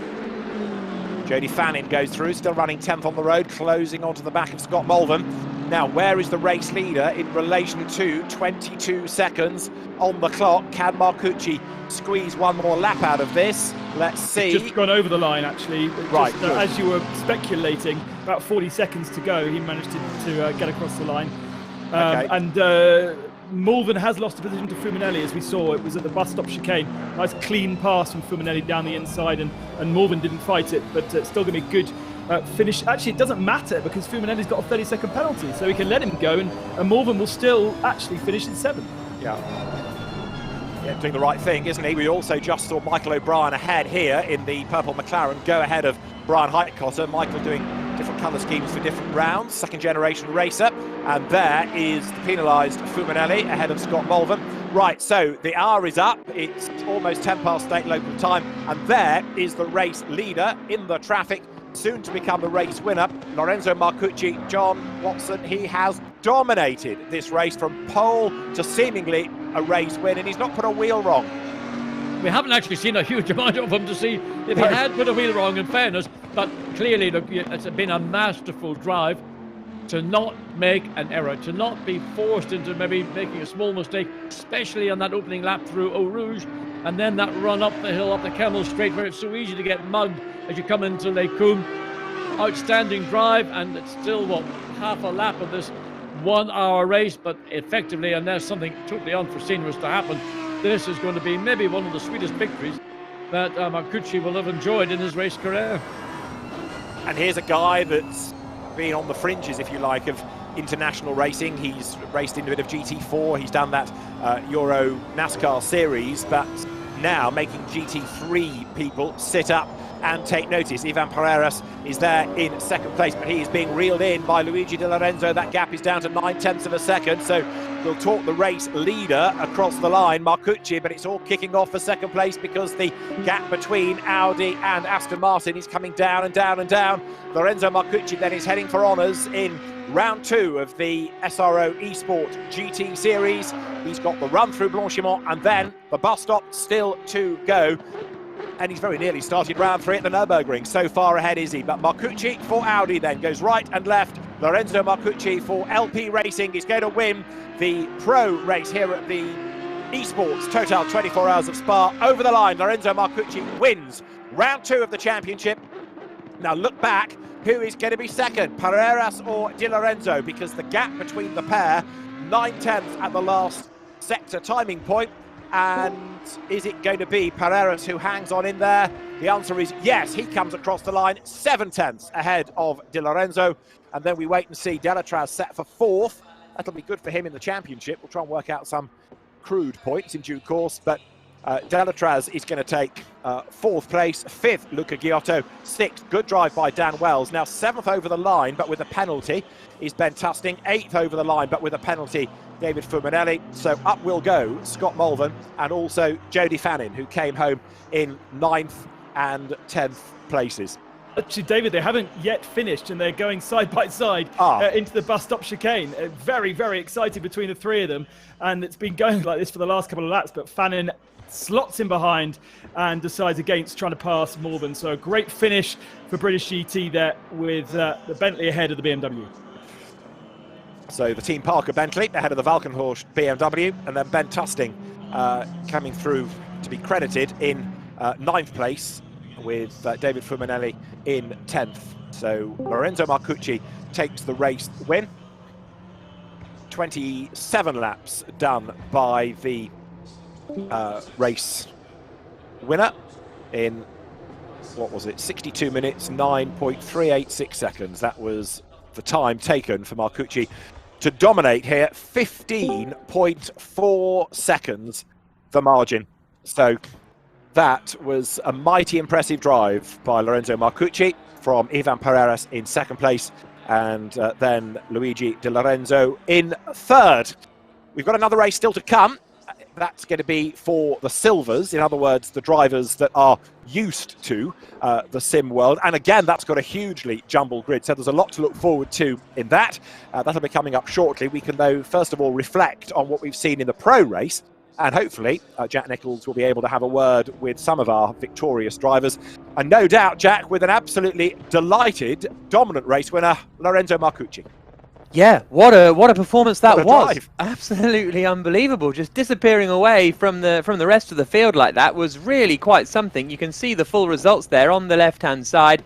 And you were talking about crude maths. Well, I am the king of crude maths. So by my calculations, Luigi Di Lorenzo is now top of the standings, 27 points for him. So that takes him 2 clear now of Jordan Pepper, who was the first race winner at Silverstone. Then Ben Barnicoat still 3rd in the standings, but Louis Delatraz, with 2 solid finishes now at Silverstone and here at Spa, moves up to 4th in the standings on 16 points. So a great effort from Di Lorenzo, and really impressive to see his disappearance up at the front. But so many questions to be answered from races like this, aren't there? You know, you think of Raffaele Marciello, who was running so well early on, and then suddenly he was out of contention. Same is true of Cristani as well, who qualified on pole, of course, for the Silverstone race. But Lorenzo Marcucci, Ivan Pereras, and Luigi Di Lorenzo completing the top 3, as David says. Hopefully, we'll be able to speak to some of them. But Watty, that dominant drive from Lorenzo Marcucci really kind of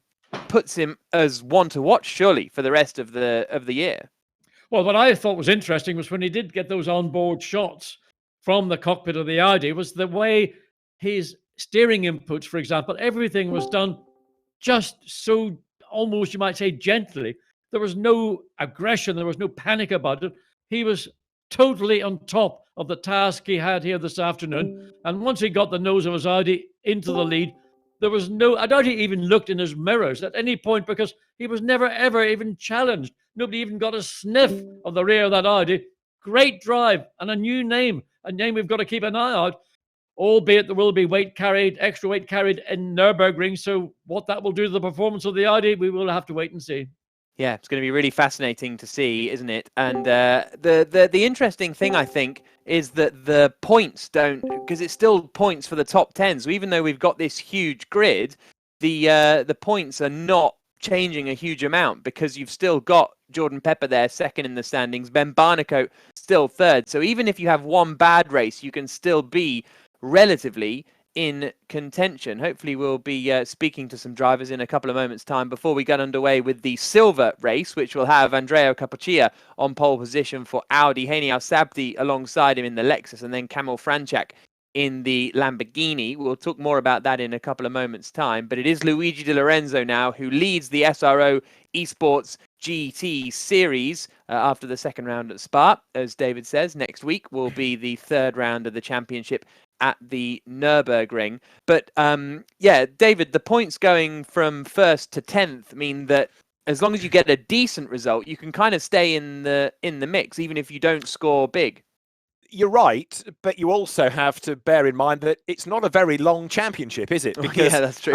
we have the Nürburgring, as you say, in a week's time, and then we go to Barcelona, and we have the final round of the championship, which is still to be decided because that's going to be voted for by all of you, everybody, the fans, to come up with the venue that you'd like to see the cars at. So, we've only got 3 more rounds. It's a short, sharp championship. So, yeah, you're not necessarily out of the game, but if you have one bad race and somebody else has 2 good ones, then it's very hard to make up that, especially given that the difference between points for first and third is 10. Yeah, absolutely. I think we've been joined by Ben Barnicoat, who is third in the standings, as we were just talking about. Ben, good afternoon. Talk to us about your race. Oh, well, there's a lot to talk about, really. Yeah. I mean, struggled a bit all week for pace. I didn't seem to have the pace of the front runners. And then in the race, started 22, had a decent first lap, and then came through Blanchimont on lap 2 in the driver in the Nissan Heights Cotta, I think it is. He just span in front of me, and I braked to try and miss him. Then Pepper hit me, and we all just had a big crash. And yeah, I had to pit for repairs, but these things happen. It's just part of the game. Quite happy to hear I'm still in third in the championship. To be honest, I was expecting a bit worse. Yeah, well, like you say, because Jordan Pepper was involved in that fight, all of you were kind of out of the running. Are you looking forward to the Nürburgring next week? Do you know why you were off the pace here? Well, I mean, so obviously I had a good setup at Silverstone and it was working well. Crestani helped me out there. He didn't give me his setup, which I heard a couple of guys say. He just helped me with it. But that didn't really happen this week, unfortunately, due to a bit of love loss from the last race. But yeah, looking forward to going to Nürburgring. Hopefully, without the weight, we'll be a bit more competitive there and can just get some points, really. That's what it's all about. Today was messy. This whole week's messy, so I'm going to have to work hard to make sure we're back at the front. David, anything to ask? No, I was just interested in hearing what Ben's saying and talking about what to do for the next round, and I'm illustrating the commitment you guys are all putting into this. It's easy to perhaps still look down on sim racing. It's not real racing, but you guys are all testing, doing practice races, looking at data and wanting to improve, taking this as seriously as real world racing, aren't you?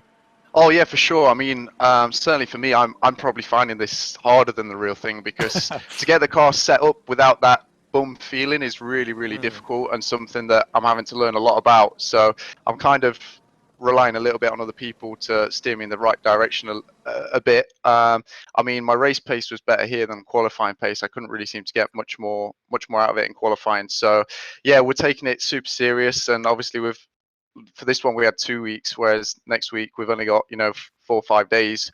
So yeah, I'm going to be spending a good few hours on it every day, which was frustrating this week in the lovely UK weather, but hopefully this week it's going to be a bit worse and I won't feel so bad.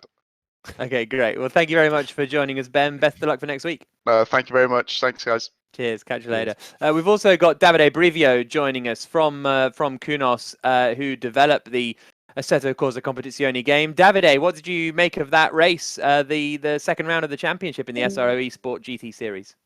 Well, first of all, hi everyone. Hi everyone also the live stream chat. Yeah, it has been a great round. Drivers are getting used to racing procedures into the sim. So I think you noticed especially the starting of the race was cleaner than before. They're taking that seriously, practicing a lot.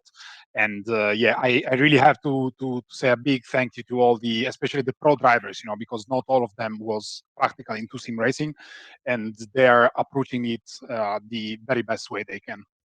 Yeah, absolutely. And what are you looking for in the silver race that we have coming next?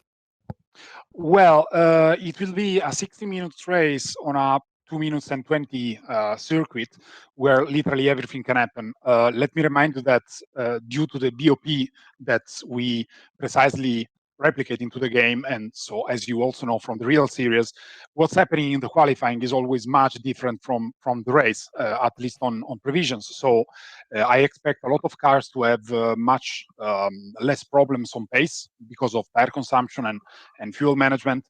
And yeah, so I think it will be a great fight. These drivers are incredibly close one to each other. So looking forward for that. Okay, great. Thank you very much for joining us, Davide. Enjoy the second race. Bye, guys. Thank you. You too. Thank you. So let's move our focus now then onto the Silver Cup race, which will be getting underway in just a couple of moments' time. The cars are about to start in the formation lap. Andrea Capoccia for Audi is on pole position. Hani Al-Sabdi in the Lexus is second on the grid. Kamil Franchak is third in the Lamborghini. But, David, we have the same, as we look at the standings here, we have the same scenario where the championship leaders from Silverstone are a long way down the order. Patrick Selva leads the championship on 28 points. He leads the championship, but he's 28th on the grid. Arthur Kammerer is second. He's 29th on the grid. And once again, it's the third place man, David Tonitza, who's got into the top 10 in his Ferrari. Yes, and part of this is, again, because of the ballast, because McLaren did so well at Silverstone, having two cars in the top three. It's 42 kilos that have been added to every McLaren, so Patrick Selva really struggles. But Arthur Kammerer, don't forget, is another of the McLaren drivers, so he cops for that as well. Even though he wasn't the race winner, he still gets a huge amount of weight. We saw what can happen in the pro race with so much kicking off at the start. If you think back to Silverstone, the Silvers, these drivers more used to sim racing, were perhaps a little bit better behaved. So whether we're going to have the same shuffling of the order in this race, which in part depends on people making errors, we'll have to wait and see. But again, this is going to turn the championship upside down. That is for sure. It's another huge grid, and it's going to be another very lively race. Of that, I think we can be pretty much guaranteed. Yeah, absolutely. Ben Constanduros, looking at the sim races, I've been impressed with the pro drivers actually, because that last race felt okay. There was some chaos, but it felt a bit more like a sim race as these pro drivers get more and more used to racing virtually. We've seen some fantastic racing over the last couple of months in sim racing, and we have provided the very pinnacle, I feel, of the racing here on the SRO Esports. This will be super pro, margins super tight. We probably won't see as many driver penalties. I think we only saw 6 at Silverstone over 15 that we got from the real pro race, and the cars are now just about able to head out onto their rolling up lap. Interesting to see a Lexus at the front of the field. And if you look at that timing board, the top 25, not a single McLaren. So I'm going to be keeping my attention on the back of the field to see if those championship leaders get through the first couple of laps cleanly, because that's important. Yeah, well, once again, the cars then on their formation lap, this 1 hour race for the Silver Cup class, which is for the sim racers. The pro race already won by Lorenzo Marcucci with a dominant drive up at the front for Audi. Luigi Di Lorenzo with a third place finish moves him to the top of the standings in the pro class. But with the formation lap underway, it's time to hand over once again to Ben Constanduros, to John Watson and to David Addison. Jack, thank you very much. We're almost good to go racing here for the second round of the SRO Esport GT Series, the Silver Series. These drivers, all the experienced drivers from the sim racing world. Andrea Capoccia, as you've heard, starts alongside Hani Al-Sabti on the front row, Kamil Franchak and Giovanni De Salvo on the second row. Giorgio Simonini, 8th in the championship, goes from row 3 alongside Tobias Pfeffer. 5th in the championship, the seemingly perennially unlucky Amir Hosseini. He will start on the inside of row 4 alongside the Porsche of Jan-Marcel Dietrich and the 5th row Enzo Bonito. 7th in the title race, and David Tonitza, who is 3rd in the championship.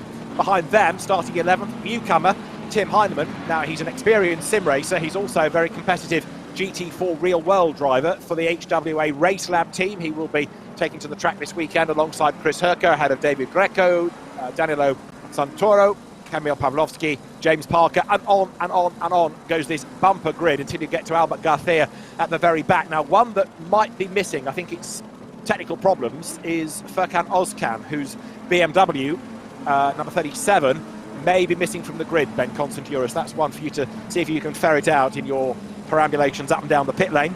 But as the cars head downhill and get themselves shortly ready to go racing, John Watson, this again is going to be a fascinating race, and interesting once more to see the way that Audi has, just as we saw in Pro, taken to the front in silver as well. Well, it may well be, David, a case of the first man into Eau Rouge is the first man to take the checkered flag, and the way that Audi have performed in the pro race, the professional drivers race, and just ran off and hid, you might think that Andrea Capoccia could do a similar thing. Because clearly Audi have got something that's working really, really well. And, of course, they're not carrying the ballast, the dreaded ballast which really is nailing the performance of those teams and cars that were so successful back at Silverstone. So that the balance penalty, when I was listening to what Ben Vandercoat was saying, it clearly is a bigger penalty than the actual the weight is itself. It has a bigger effect on the handling, getting that car set up. So, looking at what we're seeing now, this is the front of the row of the grid, the Audi and the Lexus. And the Lexus actually had a strong race at Silverstone. The car that I'm going to keep an eye on will be the Mercedes of Amer Hosseini, who you may remember drove a really strong. I named him my driver of the race actually because he drove such a good defensive race when he was being mulled all through up until maybe 10 laps or 10 minutes before the end. But it ought to be right now, from what we've seen just a few minutes ago, another Audi victory. Well, let's see whether that is going to be the case.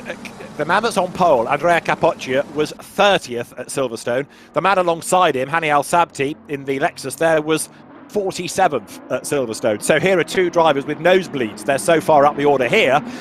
Are they going to stay there? All is about to be revealed.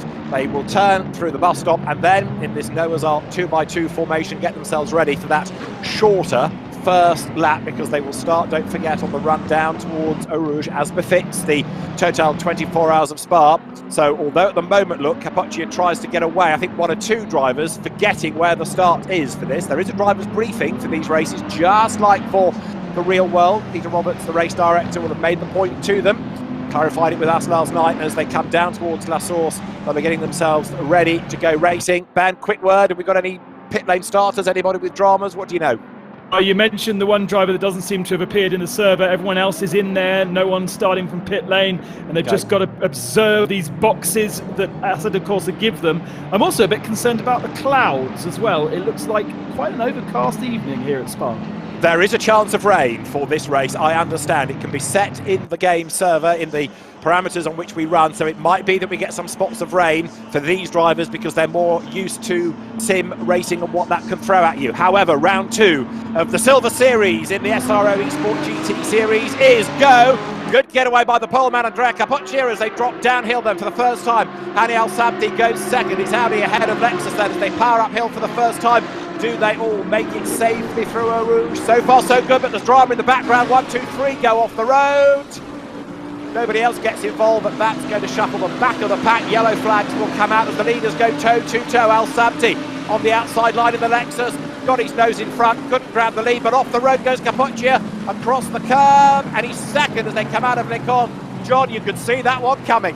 Well, the Lexus had the grunt up the hill, managed to get up into position, and maybe an overreaction from Capoccia. He just made that error, took too much going into the corner, ran off the outside, and then, of course, he's the lead, and the lead is all important. Lexus has got that lead.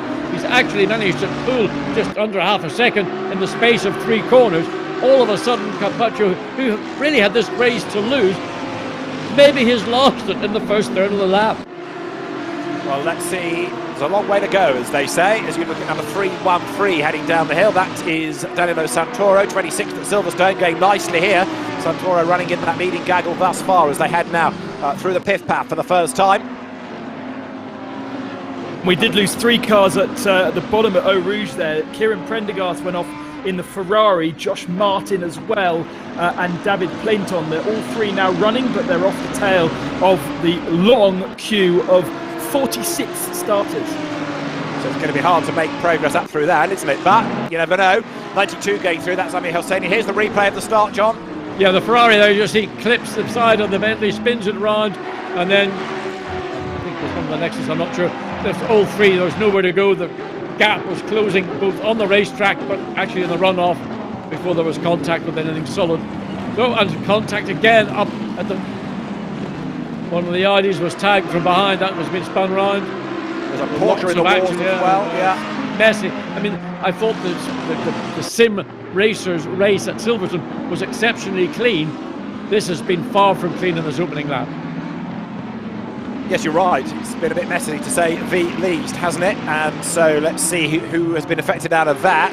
One of the Rover liveried Porsches, could have been Jan Marcel Dietrich, was off the road at any rate. So it's Al-Sabti who's picked up the race lead now over Capoccia after that moment at Lincoln. So the Lexus lead, and you see how many liberties are being taken there coming up through Radion. That's going to attract the attention of officialdom if you are gaining too much time by running so far off the racetrack.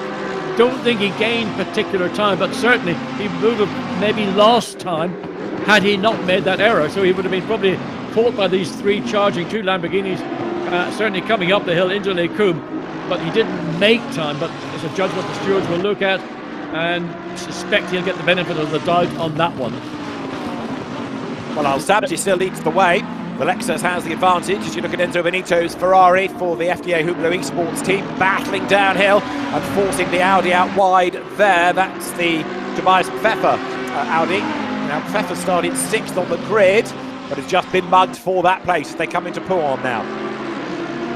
There was a big mess of cars at the chicane, kind of all concertinaed through the whole field at the bus stop, and it did affect our championship leaders, both Niels Naujoks and Stelva, both getting involved. They've got scratches on their cars. There'll be a little bit of damage. They won't be running quite as well as they would have been if they were completely clean, and the drivers will feel that damage. Yeah, but the damage is done by that contact in the opening lap, and they will not be able to make the ground up and put themselves back into even a point scoring position by the time we get to the end. 55 more minutes of this race to run. And of course, as McLaren drivers, they've got to lug around 42 kilos of ballast anyway, so the platform is able to take account of that. The cars, their pace compromised anyway, even before the incident. Now, here, look, the yellow Audi of Tobias Pfeffer is on the attack, but he's also coming under attack. That's David Tonizza's Ferrari through. There's a little brush. Tonzilla sticks out his elbows, and through he goes, side by side over the timing line. Tobias Pfeffer, who keeps on shifting cars as he tries to get himself further up the order, now goes through, gets the place back on the inside line. So Pfeffer not giving up against Tonizza. You're riding with Tonizza briefly there through La Source, and now past the endurance pits down towards Eau Rouge once again. Al Sabji, the leader from Capocchia, but this is a much tighter lead battle, John. Not yet 4 tenths between them. No, we're not seeing the kind of break that we saw in the pro race a few minutes ago. Again, cars cutting inside at the top of radio. In fact, I think it was the same Mercedes that we saw do it a lap ago. So maybe that will become something that the race director will have a look at as we see a challenge coming up the hill, up to Les Combes. Ferrari goes to the left, cannot find a way around the long way around Les Combes. He nearly got the nose of the Ferrari alongside, but the Mercedes comes up the inside. That's the car that Heinemann, who's been making on 2 laps consecutively. Well, no gain, but he's not been losing time, and that's the question. If he had stayed on racetrack, maybe he would have lost time. Heinemann could be a man to watch in this, as I was saying before the race started. He's a real-world racer, GT4 experience, the Nürburgring 24 hours of experience, for example, as well as sim knowledge. So Heinemann could be one to watch over the course of the hour. We've done 2 laps. It is still Al Sabji up front with Capocchia second, and then third is Giovanni De Salvo at the moment, who started on the second row of the grid. Through goes 95 Ferrari of David Tonizza, running in 8th place, but Heinemann bringing Santoro, Pavlovsky and Chris Hilker's Porsche with him for good company. Impressive to see De Salvo running in a Lamborghini in this particular competition, because he's one of the leading contenders of the Porsche Carrera Cup Italia esports championship, one of the oldest running esports championships that Porsche have supported in Italy, way before even Germany. So he's been a leading contender the last couple of years, racing Enzo Benito in that, never having been able to win it, but he's been very, very close. Battle for the lead. Hani Al Sabji, half Dutch, half Indian, and he retired on lap 1 at Silverstone in his Lexus, and now leading this, but only just. Only just, the key words, absolutely, because the recovering Andrea Capocchia has certainly not given up. And then have a look at the Lamborghini in 3rd place, because De Salvo is getting closer and closer all the time, whilst these two start squabbling. 3 laps are in the book then now as they come down towards Eau Rouge once more, and Al Sabji is just not getting away, is he? No, and I think the pace of the Audi is going to be slightly quicker over the next couple of laps. I mean, whether the difference in skill behind the wheel is going to make a difference or not, but the Audi would appear, based on what we've seen earlier this afternoon, just to be the car that's working best up the hill. Now, this is the point on the opening lap where that lead was lost, a mistake by Capocchia. So he's trying to recover, he's closing, he can't get any closer right now on this part of the racetrack. The Lexus is a big car, got a lot of grunt from that V6 turbo engine, so it'll be a task for the Audi to find its way through. Absolutely, it will. What about Hosseini in 4th place, the man that's 5th in the championship? What can he do here? 3.5 seconds back at the moment. Is he going to be able to get any closer? The leading Mercedes driver in all of this is Al Sabti in the Lexus. Hammers down towards Pouan once again, but Capoccia there drawing a little bit nearer as they swoop through that really fast downhill left-hander.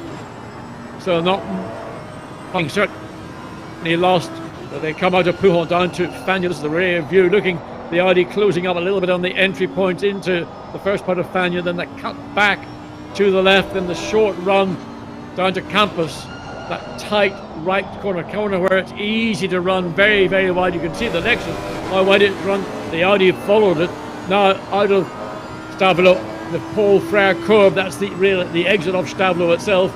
And then this long uphill climb up the other side of the valley, in fact, towards the bus stop chicane, but you've got to negotiate through Blanchimont. Big breath, keep the throttle open, flat out, but the gap still remaining pretty status quo.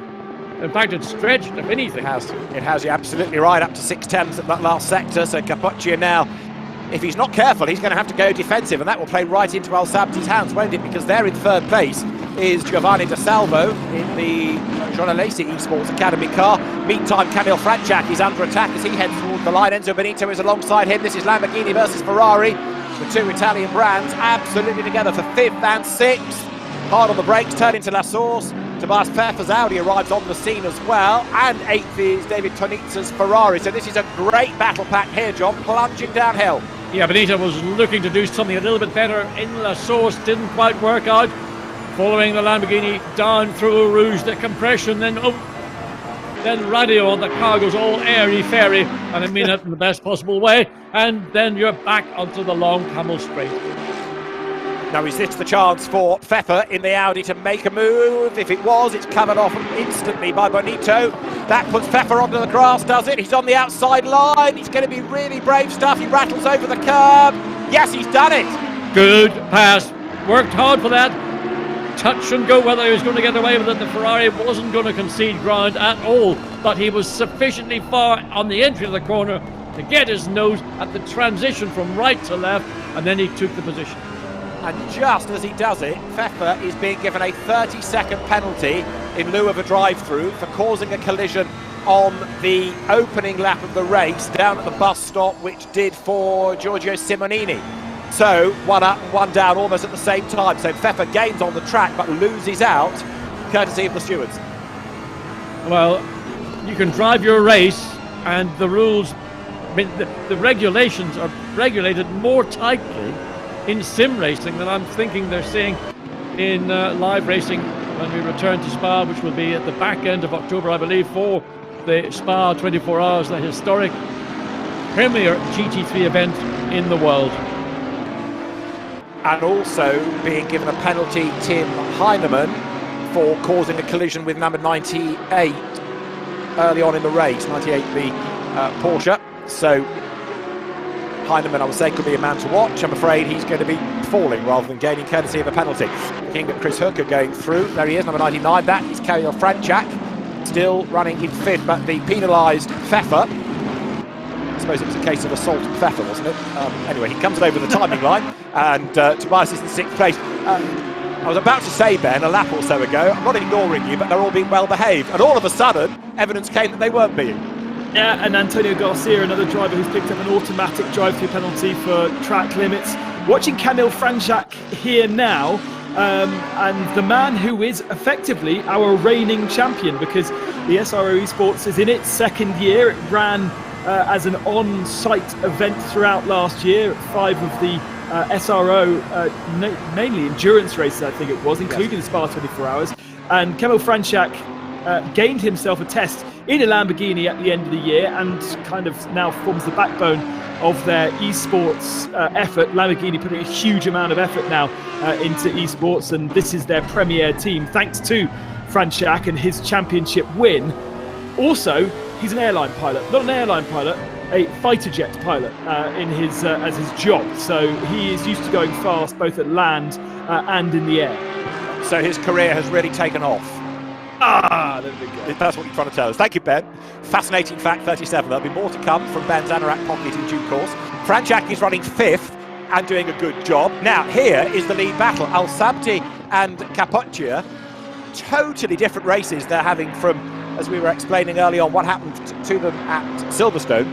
And Al Sabti, even though he can't get away, John, is doing a good job of defending everywhere that Capoccia might want to challenge. The Lexus is already there. I think it's clear to me that the Audi overall would be quicker in a lap if it could get break free from the Lexus. But what the Lexus has got those great strengths, and that's what's being used, and that's what's frustrating Capoccia and the Audi, because he can do nothing. He's so far had a look a couple of times, but never was able to get the Audi close enough. I mean, coming through Francorchamps, you think maybe have a chance coming up into the bus stop chicane. Well, the Lexus is using all the bits of the racetrack which are going to deny any opportunity. Closes the gap down. It's less than half a second here in the mid chicane, but under acceleration. Look at the Lexus pull away. Okay, it's accelerating slightly earlier than the Audi, but it's got that grunt, it's got that torque, and it's got the punch to get him out of the corner. Can Capoccia, though, sit here for another 46 minutes? He's tantalisingly close, but he just hasn't yet been able to find a way back ahead. And of course, the reason he's behind in the first place was making that error on the opening lap up at Les Combes. Indeed, and all he can hope for is he can just keep applying the pressure. It depends how much reaction that pressure will create for the Lexus. But you can see coming at Eau Rouge, over the top, closing, stays to the right to defend the entry into Les Combes. The long way around, we saw that a lap or two ago. It is possible now, but never quite. He needs another half a car length to make that overtake. Certainly, the Audi has got the pace now on the inside, coming down into Bruxelles. This is going to be a pass. Or it's going to be contact. It's going to be both. I think it's going to be a contact and an overtake. That was well thought out, even better executed. A good move, and it puts then Capoccia back into the lead of this second round of the SRO Esport GT Series Silver competition. And now, having hit the front, can he gap at Hani Al Sabti? So the Lexus drops back into second place. The Audi, remember, the car that qualified faster than anything else on this grid, mirroring what we saw in the Pro Series, where Audi took pole, Audi took the race win. Now, barring a mistake, you might expect Capoccia to drive away, but Al Sabti is doing his level best to stay with him. But Ben, straight away, that gap has widened to what, 3-4 lengths? Yeah, absolutely. Although you do like a slipstream around Spa, don't you? Those long stretches. It's good to have a slipstream, but I don't know if the Audi would have felt that good in the dirty air through some of the faster corners. We spoke about it in the pro race, that the car is a bit nervous when it comes to running in dirty air, so he'll be happy now to get clean air ahead and hopefully be able to preserve a bit of his tyres, because those tyres will be worked harder by sitting in dirty air. Now, how the McLaren's getting on. Patrick Selva, the championship leader, is up into 17th, isn't he? Niels Neuert's behind him in 18th place. So they're making a little bit of progress, but of course the gaps are opening up all the while further up the road. So it's going to be hard to salvage much out of this. They can do all of this hard work and never get into the points even. And when you're talking about it, it's side by side between those two. I've been monitoring them to make sure nothing dramatic happened between them, and they run side by side through the bus stop chicane, doing a lot better than off the camera, as you say. They are nowhere near the points yet, but they have been running well. Selva is holding on just ahead of Neuertz, but Neuertz again looks the faster of the two. The big difficulty that two McLarens have got, 17th and 18th position, is the rest of the field directly ahead of are all car per car covered by just about a second, maybe under a second. So they're never going to get the opportunity, if once they break free of one of the cars they're trying to pass, they're never going to get back into the rhythm, because they're always going to be straight away back onto the tail of another car that will be acting defensively. It's not a great position to be in. Now, 43 minutes is still quite a long way to go, and a lot can take place in that time. But every time the lap goes by, that's going to reduce your opportunities. Well, Kamil Franchak here is on the tail of Amir Hosseini for 4th place. Down they come into Speaker's Corner through that left-hander. Why Speaker's Corner? Because from the old circuit's commentary box, it was the one place other than the start and finish area in Eau Rouge that you could see the commentators, the speakers, claiming it as their corner. And lower down the order is 189 Bentley. That is the Brit Jack Keithley, 21st at Silverstone, but going nicely here in 13th spot, but yet to break into the points. Yeah, and this is not really Jack Keithley's preferred platform, I say, in terms of different types of game. Every game has a different feel. and he is an absolute master when it comes to other games, other platforms. But ACC is a very, very tricky one to master. Not so easy just to jump in and be quick. And Jack Keithley runs for Williams Esports team, Formula One team. Have a massive platform of different drivers that compete across all forms and platforms of sim racing. And Jack is one of the leading lights, but I think it's taking him some time to find the secrets of ACC and to find the ultimate pace. Okay, there are more penalties coming, which I'll get to in a second. But right now, Amir Hosseini, John, is the cork in the bottle, because here, Francorchamps is stuck behind him, and they're all queuing up behind as well, aren't they? Deja vu! This is what it was like at Silverstone 2 weeks ago, where Hosseini managed to keep a chain of cars, maybe double the length this chain is right now. And finally, in the closing laps, he had to concede, and cars then were able to make their way through relatively quickly. But he's using, again, the strengths of his car. Mercedes, great car around Spa-Francorchamps, probably the car that gives a driver the easiest day's work of all the other brands that are going to be here. So he's defending. He's got Francorchamps in the Lamborghini, the quicker the car, closing.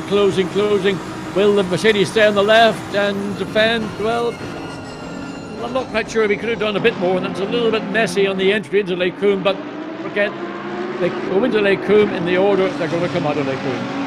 And a really good example there, John, of what they call rubber banding, where the car is moving around in front and you're not actually sure where physically the car is, because graphically it's not being fully represented because of the internet connections. And we see very clearly there how nervous you would be if you were in the car behind. You can't really make a move because you don't actually really know where that car in front is. And therefore, go back to a point you made in an earlier round about that little yellow icon next to Hosseini's car logo. He's got more yellow than other people. That means poor internet, doesn't it? Absolutely. So his connection is not as good, and these drivers will be able to see, on, if they've chosen to, beside the they'll see a number telling them a numeric representation of what we see as a graphical yellow bar, and it does look like Hosseini has the worst connection of our whole grid right now. So we've got some great little battles going on. Now, John, let's get excited about Porsches, shall we? Because Chris Hooker, they're 12th place, trying to find a way past Tim Heinemann, although he's got a penalty anyway, Heinemann. And let's cut now to the next little battle coming through Blanchimont. 3-1-3 is Santoro, Danilo Santoro's John Alesi team Lamborghini, and it's Pavlovsky tucked up behind. These two are very evenly matched indeed, aren't they? Well, you'd expect sister cars from the same team would be, I mean, if they're not evenly matched, I would be kicking the door down on Jean Alesi's office and saying, why is my car not quicker? So they've done a good job with their cars. They prepared them equally. Both drivers very well matched. So how they're going to find a way to get past, how's the car running second in this group of cars going to get ahead of the car? Well, whatever, you know what I mean. Just looking at this, the car of Pavlovsky is from the Thrustmaster team as opposed to the John Alesi squad. Now, about those penalties I was telling you about, 71 has got 15 seconds, Tiziano Brioni for an incident, and also 15 seconds slapped onto Moreno Sirica's Ferrari. Now, Camille Francorchamps makes the move against Hosseini up towards Lincoln. The Mercedes, he's going to run out of road over the curb, and that gift wraps 4th place for Francorchamps, John. Trouble that Hosseini eventually had to concede ground, and once one car got through, then the following cars all managed to make their way through fairly quickly. So there's a case of just, ultimately the pressure told, the mistake came, and then the Lamborghini got through, and now will the Audi likewise. 187. Pfeffer, although he's got that penalty, but nevertheless Benito will be the next car along. He's only a tenth or so of a second behind Pfeffer.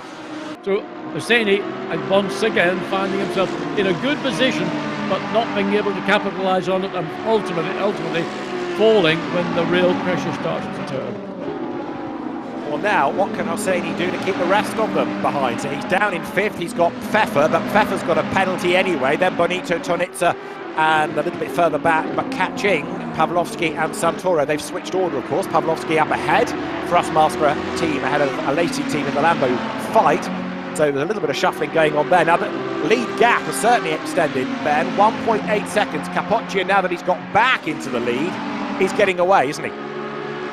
Yeah, in terms of his last lap time, he was still in the 17s, so within 0.3 of his best lap. Interesting to see that actually the best laps are not much better than we saw from our pro drivers this week. Perhaps different track conditions.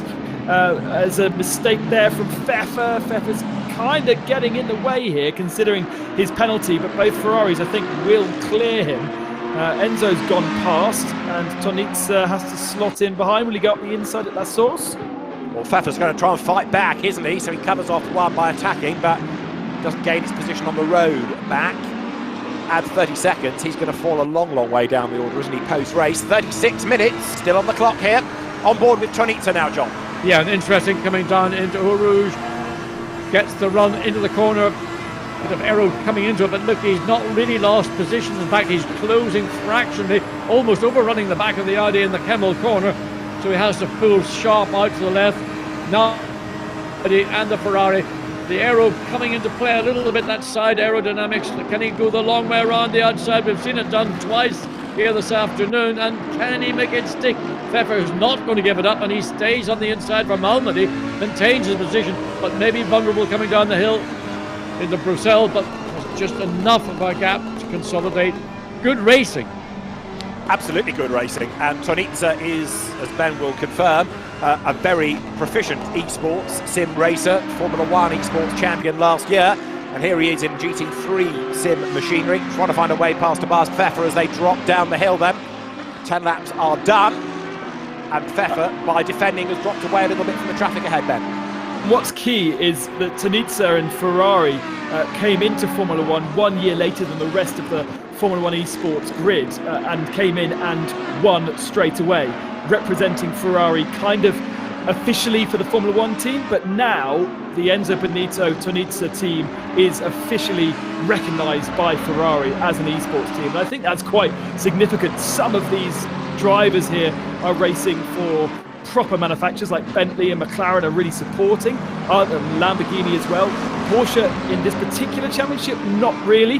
Lexus, certainly not. Audi really don't have any kind of representation in esports at the moment. So there are different levels that we're seeing from our real-life manufacturers, as we've got Niels Naujok's trying to make up more ground, or losing a position, I think, actually.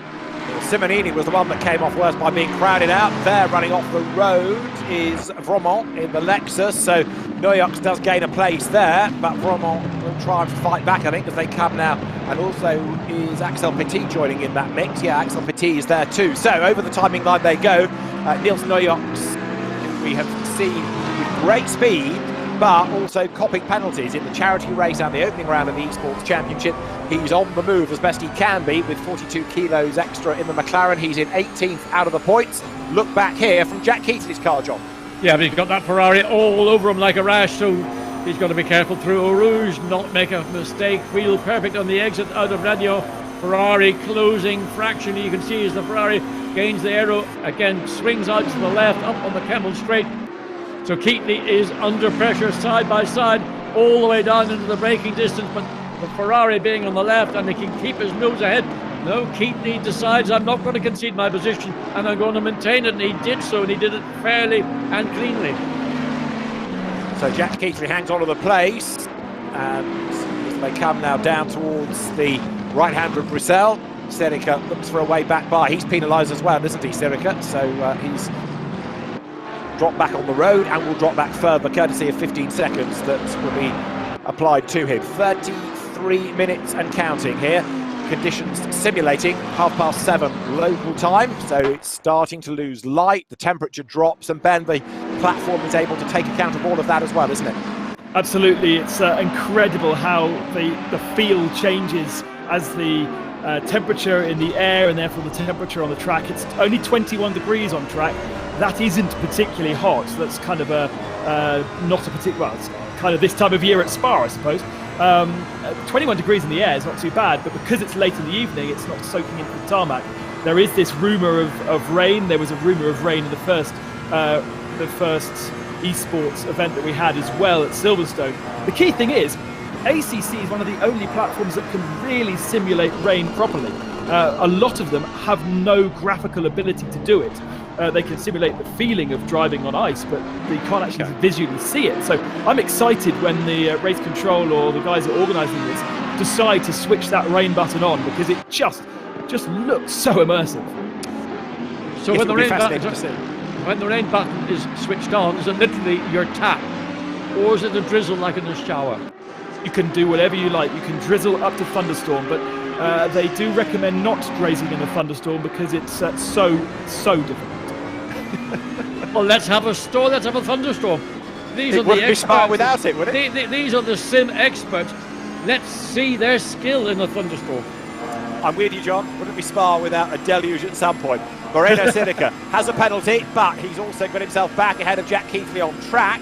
So the Ferrari goes ahead of the Bentley. We're looking back now from the Williams Esports driver's Ferrari as he comes up towards Les Combes. Behind Jack Keithley, look, is Patrick Selva, the championship leader. So Selva 16th from 28th on the grid. David, this is really interesting, these two, because they're both teammates at Williams Esports, but they're running different marks of cars. So they are unable to get into a private server, get into a private room and help each other with setup and things like that other teams, certainly Ferrari, will be doing. They'll be spending all week defining what they need to do to get the best out of their cars. We've got two Williams Esports drivers in two different marks here. Without being too critical, I'm not sure that's the best way forward. But they're not racing as a team, are they? They should be.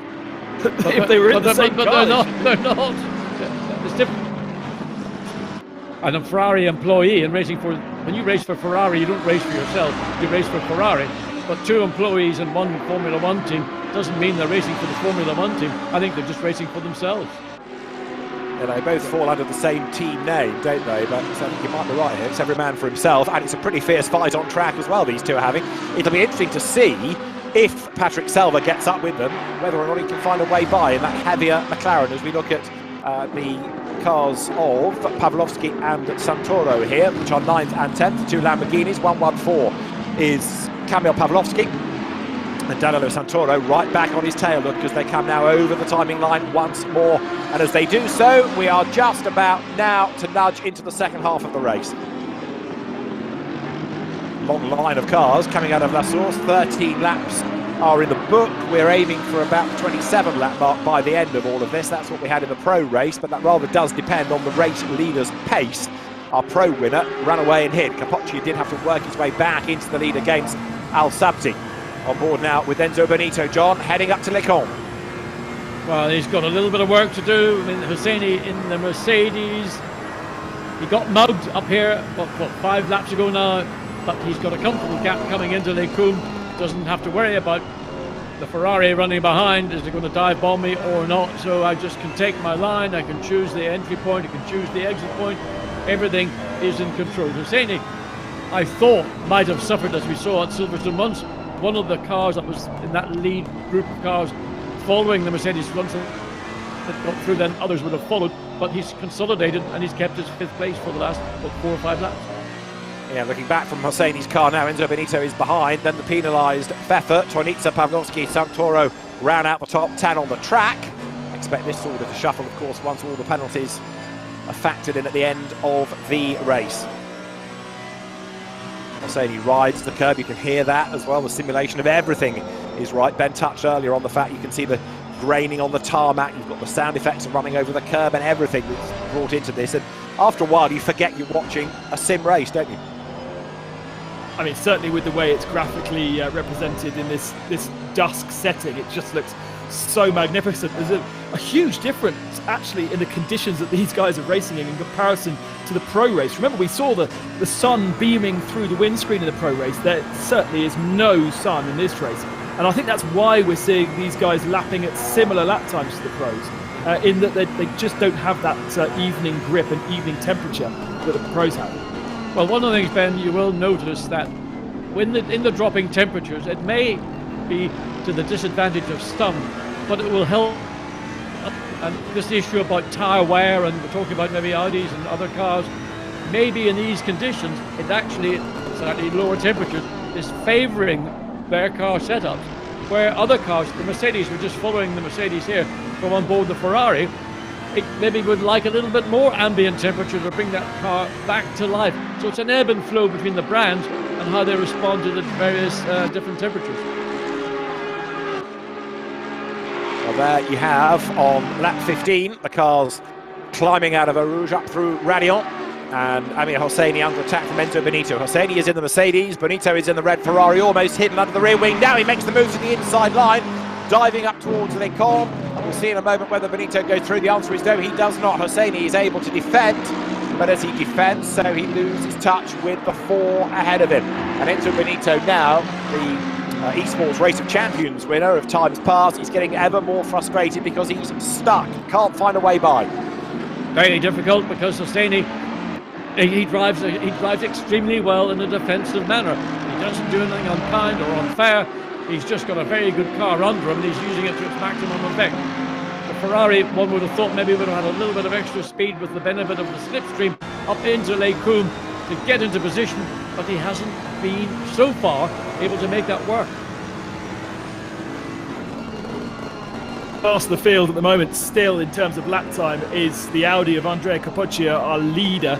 Absolutely flying, still in the 17s. Nobody else anywhere near in the 17s. 2 minutes 18.3 for Al Sabti, 18.5 for Di Salvo, Franchak 18.3, Hosseini 18.7. So doing a great job stretching his advantage. And interestingly, looking at the entry list, very few Audis in this race.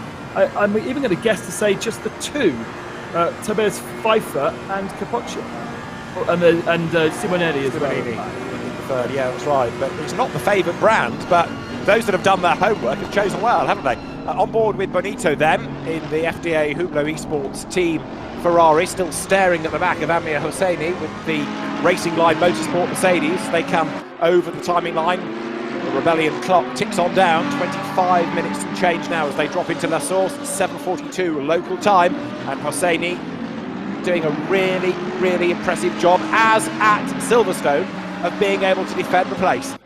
And he's just repeated, well, we're talking about it a number of times, Hosseini has got the car, he's got probably the most compatible driver machine in the field, and he's using it to his benefit and advantage. Whereas Benito, who's probably more experienced in terms of racing, maybe with a faster car in a single flying lap, but still has not been able to show any way of putting a threat onto that what currently is 5th place Mercedes. Now they're going through number 1, Niels Neujoks, who, remember, started way back on the grid 26th. He's 6th in the championship, and Neujoks is in, woohoo, 17th place, in other words, out of the points, but he's not done yet as he starts to close onto the back of number 240, Alexandre Vromont, with the Lexus. Curiously, yep. he's got ahead now of Patrick Selva.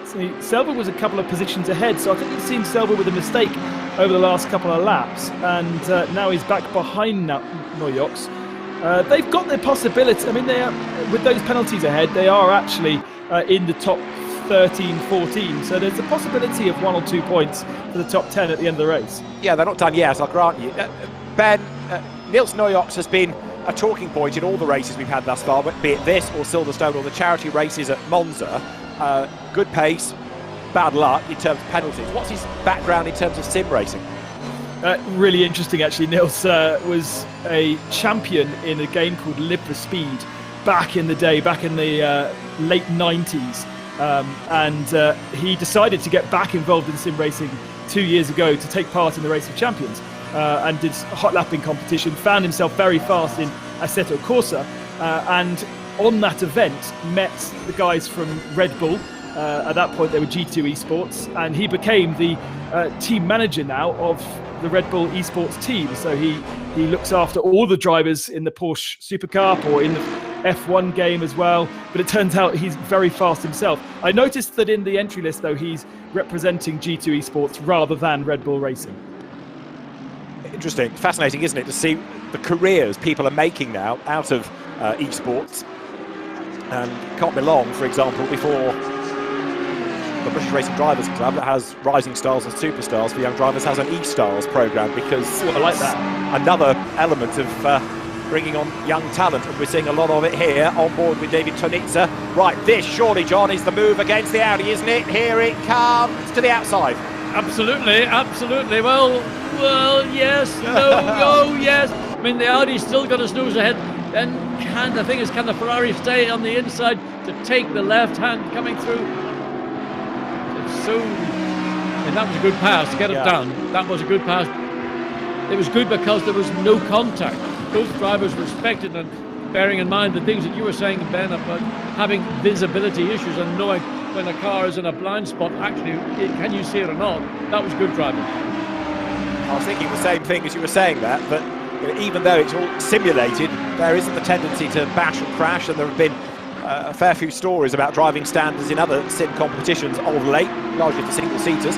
But there, Pfeffer losing out then. So Tonitza goes ahead of him, and he's worked hard for that. For lap after lap, David Tonitza was challenged. Pfeffer is not out of the woods yet, because Pavlovsky and Santoro are closing up as well, aren't they? We haven't had a lot of drama in this race, but I've just noticed we had the yellow flag flick up on the graphic at the top. So I had a quick flick, and we have lost Giorgio Simonini into the pits. So that is one of our Audis, unfortunately, with a problem on that last lap. Perhaps we'll find a replay of it. Okay, Simonini was 8th at Silverstone, yeah. Sorry, John. Just watching this here on the Porsche, 22nd place, and seen that in the BMWs that come through the bottom into Stablo, out of Campos into Stablo, then exiting Paul Francorchamps up the hill, and this battle with Lucio in 22nd and Baba in the BMW. Well, this is a mile compared to the few laps, a few corners ago. Look at the way the BMW gets away, storms through Blanchimont, the gap stretching. But Luca Lucio trying to bring the gap down under braking, which he will do as he swings into the bus stop. The current iteration of the chicane at the end of the Spa lap. And now over the timing line, grandstand on the left, pit lane on the right, and the media centre and the race control building and the hospitality buildings. Meantime, out on track, Tobias Pfeffer is being given a really hard time now by Pavlovsky in the Lamborghini. Down they come to the bus stop. 114 is Pavlovsky, and Pfeffer catches the back of the Ferrari and turns 95 around. That is David Tonitza. He worked for so many laps to get ahead of the Audi, and then one tiny tag and he turns turtle on him. And that was the tiniest of touches, I mean, barely perceptible, but that was enough to turn the Ferrari around. And again, undoubtedly, that will get some attention from race director, because it was all he had to do was turn the steering wheel a little bit more to the right. He would have avoided that contact. So we'll keep you posted as to what happens next there. Ben will scour the race director channel for us, and also the general chat, because it could be that a few thoughts are offered by drivers in due course about that. We've also lost Tim Heinemann, haven't we, from some way. He's gone a long way down the order, even allowing for his 30-second penalty. Heinemann has dropped back a long way. So there is Pfeffer, who already got 30 seconds worth of penalties, and has not endeared himself to officialdom any further. 20 minutes of this race to go.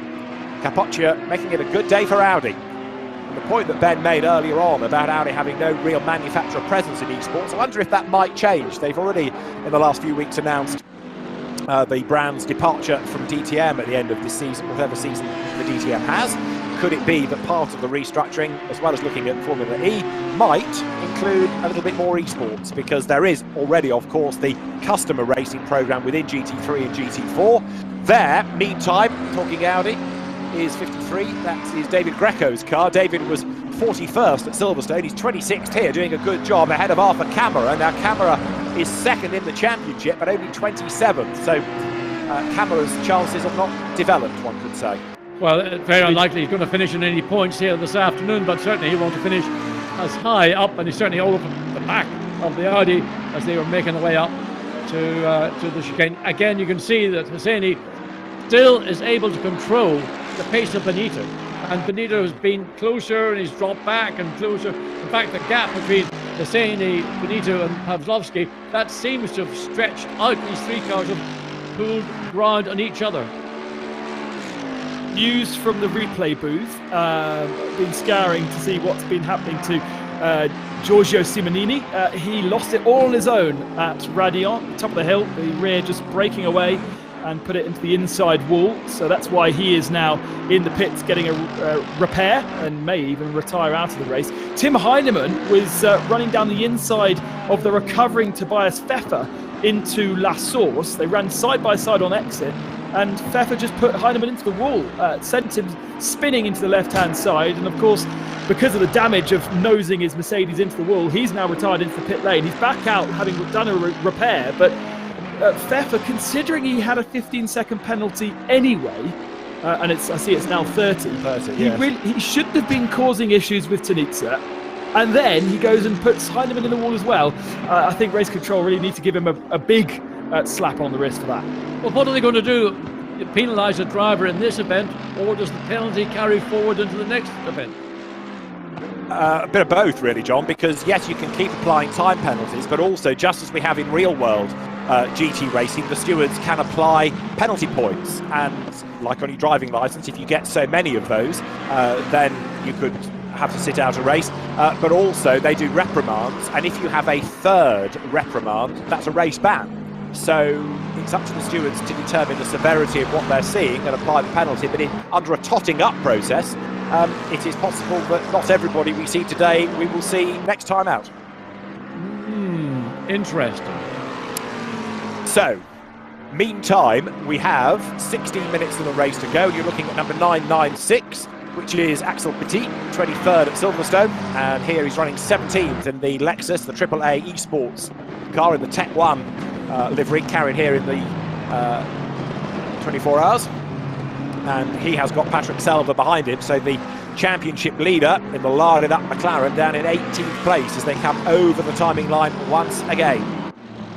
But of course, McLaren's having to carry that performance balance that just took the edge off. We heard Ben Barnicle talk about that in the pro race, that the car didn't quite dial in the way it did at Silverstone, and I suspect that's the same for Patrick Stalva, running currently in 18th position.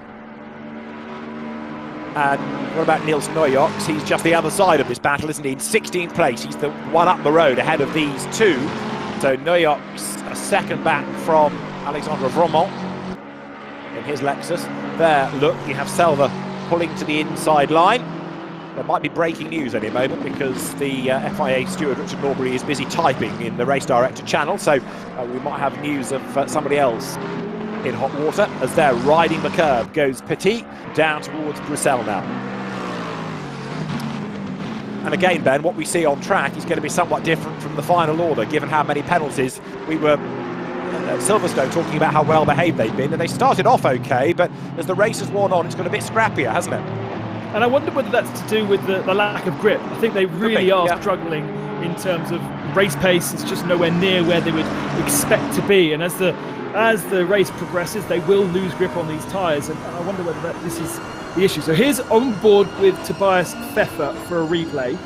He's way back. I mean, that's he's entitled to get a penalty for that. I mean, he was so far behind the Ferrari, and he could have done more that contact. The Ferrari was taking its line, fully entitled to do so, and the Audi could have done a better job. The penalty is justified. It's a shame, because otherwise Pfeffer was not doing a bad job. Well, the penalty that's just come through is for Axel Petit, that we were looking at a moment ago, and he is being given a penalty for causing a collision with Giorgio Simonini that Ben reported that we had lost. So as yet, we're not seeing any more Tobias Pfeffer news, but when we do, we will inform. There's Ami Hosseini, he's 5th, Enzo Benito is 6th. Capoccio, we haven't seen very much of, having fought his way back into the race lead.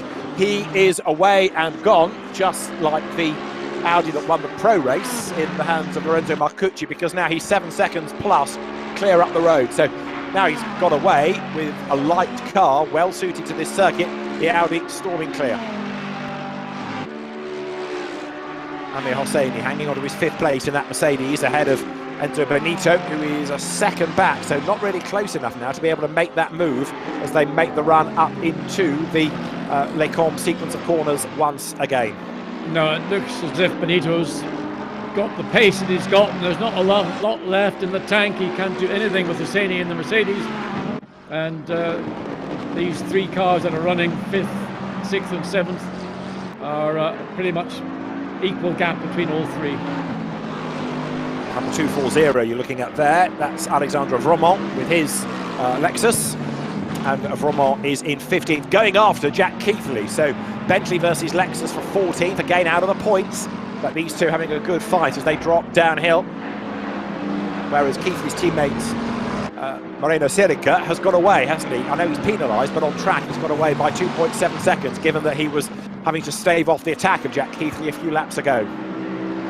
Yeah, but Keithley now going to be concerned whether the Lexus, got 12 minutes in this race remaining. And the Lexus, strong car, got good speed. We saw that car win back last year in Paul Ricard in 6 hours. And we know that that car is capable of taking on a Bentley and beating it, albeit that maybe the Bentley slightly beat itself in that race. Well, there is Hosseini going through, still running in 5th place, but dropping away now from number 63, the Lamborghini in the hands of Kamil Franchak, the FFF esports team car.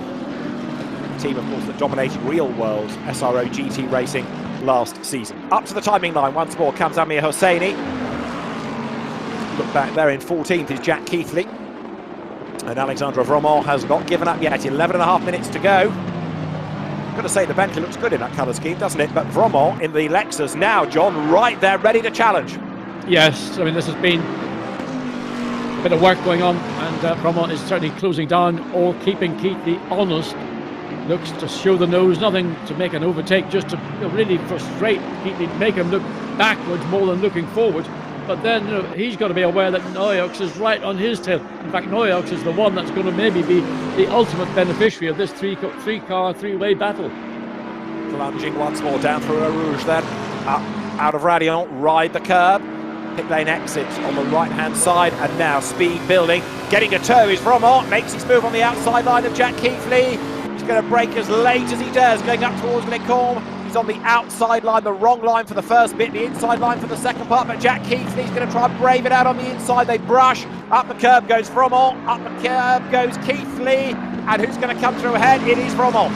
But what's for Noyox is the one that's going to be certainly taking one of the positions away. Absolutely. He's been sitting there and watching that going on, the Bentley and the Lexus battling away. Noyox sits back and thinks, well, I'll have a little bit of that action. I've got past the Bentley. That might be the more difficult of the two cars to pass. Now focus on the Lexus. That's what racing drivers should do. They should actually think when they're driving, and that was good driving.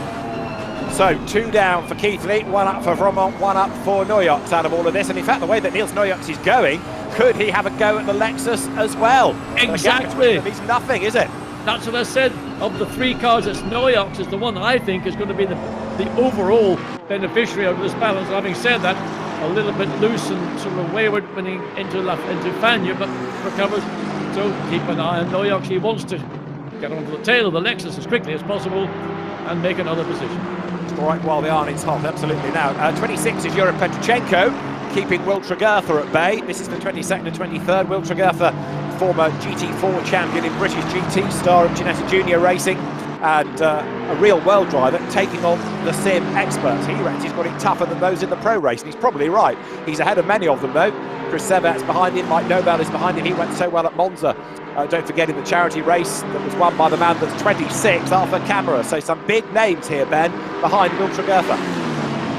Yeah, absolutely. I'm really impressed with Will. I'm still a little unsure as to why he ended up in this rather than the pro session, but he is showing well. Round the outside, runs out of road, back up the inside. He's going to get mugged if he's not careful, because Chris Sever is up behind him now.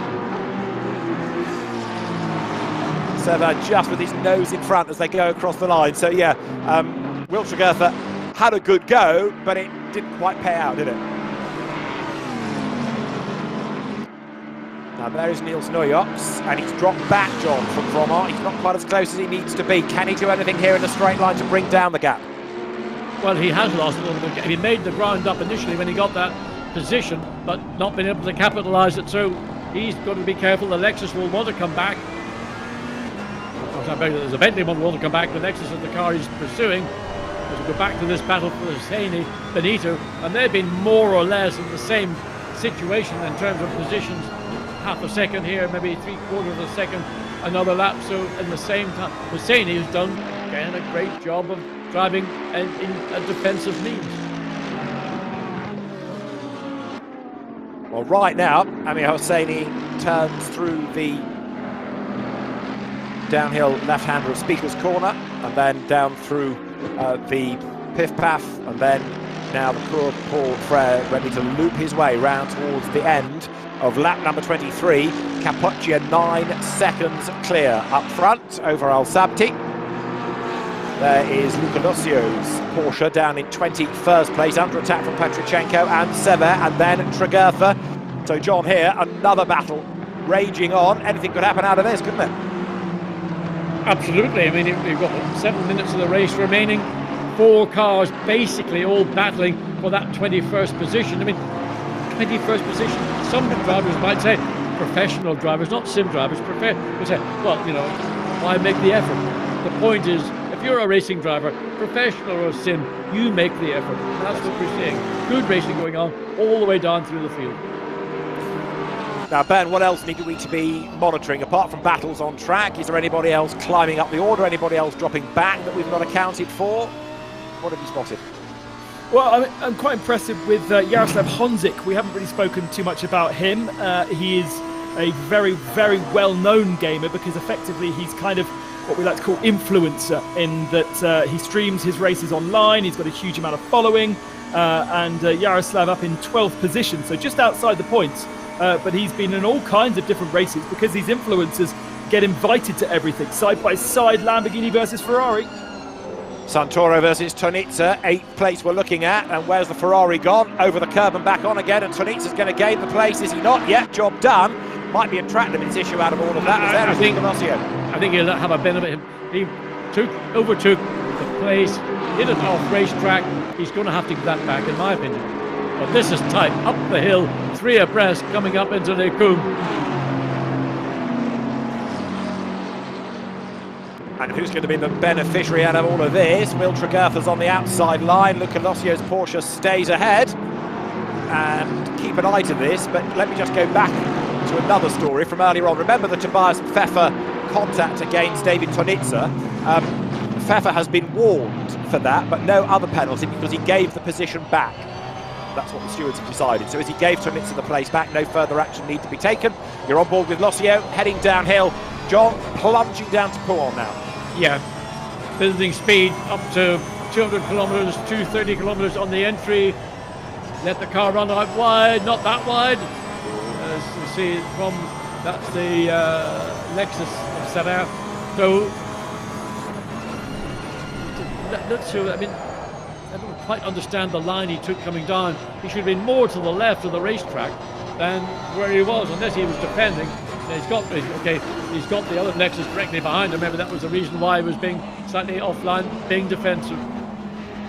Well, this is penalised Pfeffer. He's 10th on the road, looking at the back of Danilo Santoro's Lamborghini. There's only 4.5 minutes on the clock here as you ride back with Locio. The drive-through penalty has now come for number 46, which is the James Parker Mercedes, and there swooping ahead of us is Will Tregurtha. So Tregurtha up into 23rd place now. Good move, that. Brave stuff.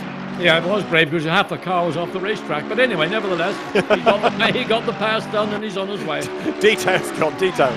No, now, I saw how wide he was coming into position. Yeah. I ever got round the corners beyond me. Now, what about this Ferrari? Because yet again, Enzo Bonito is trying everything to get past Amir Hosseini.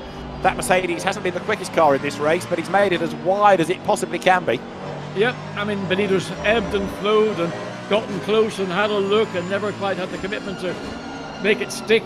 So with the clock clocking down, it is going to be very much, well, you're going to have 1 or 2 opportunities in these closing laps, and that will be your chance, Mr. Benito.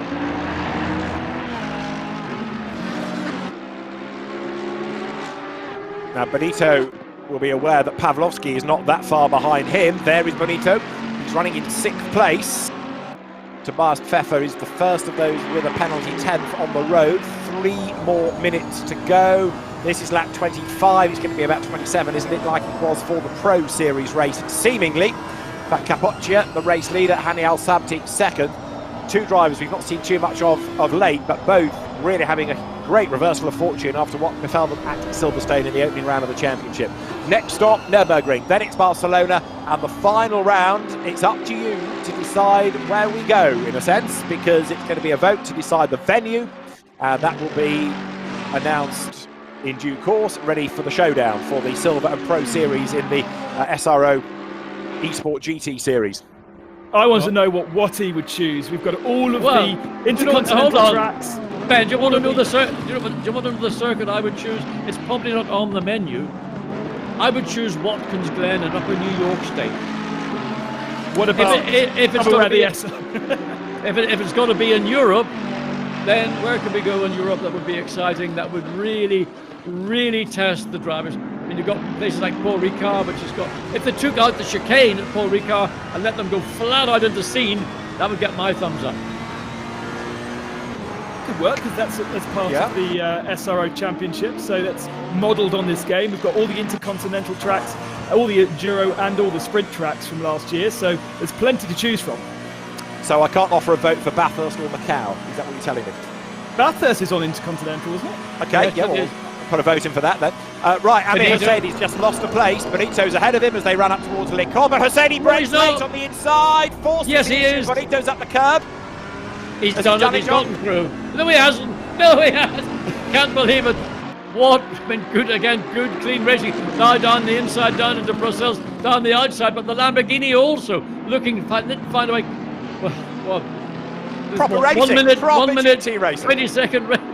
It's all kicking off in this penultimate lap. And look, now Bonito's still not given up because he's on the attack, he's on the defensive, he's crawling all over the back of Hosseini as they drop into Pouhon now. Through this long left-hander, Hosseini off the brakes, back on the power, tries to get the Mercedes to drag him out the other side. All of that grunt from the front engine, Mercedes AMG GT3. Got the 488 Ferrari closing up into the piff-paff, dab on the brakes there from Hosseini. Bonito tucked up behind him, looking for a way by now. Well, Bonito had it all done and dusted, we thought, but then Silver knows that Mercedes coming into Malmedy just came out in front. And it's not now just Bonito and the Mercedes, you've got the Lamborghini also. I mean, in the rear mirror, if it's not in the side mirror of the Ferrari, is the 7th place Lamborghini. Mathematically, this must be the battle for the lead of the championship, because these are the only two that have featured well up the field in both of our races so far. I would go along with that, and they're going to get one more lap out of this, aren't they? Because the clock has yet to hit zero. The leader, Andrea Capoccia, should go through any moment. Here is Pfeffer, and yeah, he has gone through. You're right, there is Pfeffer on the attack of Santoro once more. So now the hour is up. They'll complete this lap. Capoccia is on his last lap. It's going to be 27 laps once more. But the good news is that Hosseini and Bonito have got one more lap, one more tour of the circuit for this slugfest for 5th place here. Looking back now, John, from the Mercedes. So here we go, down the hill for the last racing lap of 1 hour of racing into Eau Rouge, over the curb, swing to the right, up over the top of Radio, car gets light, everybody stays on racetrack, nobody gains anything, nobody loses anything, but the Ferrari is coming again, and again, and again, pulls out to the left, carries the momentum forward, but the Mercedes has got the high ground, in other words, it's got the inside going into Lake Coombe. Can Bonito this time manage? Yes, he has. He's managed to get that position from Hosseini finally. And just about, because the Lamborghini Podolski is also all over the back of the Mercedes, down the outside into Brussels. Can he take the long way around and make it work? 2 places in 1 lap, maybe too much for Hosseini. He's got a little bit of contact, but then nothing to worry about.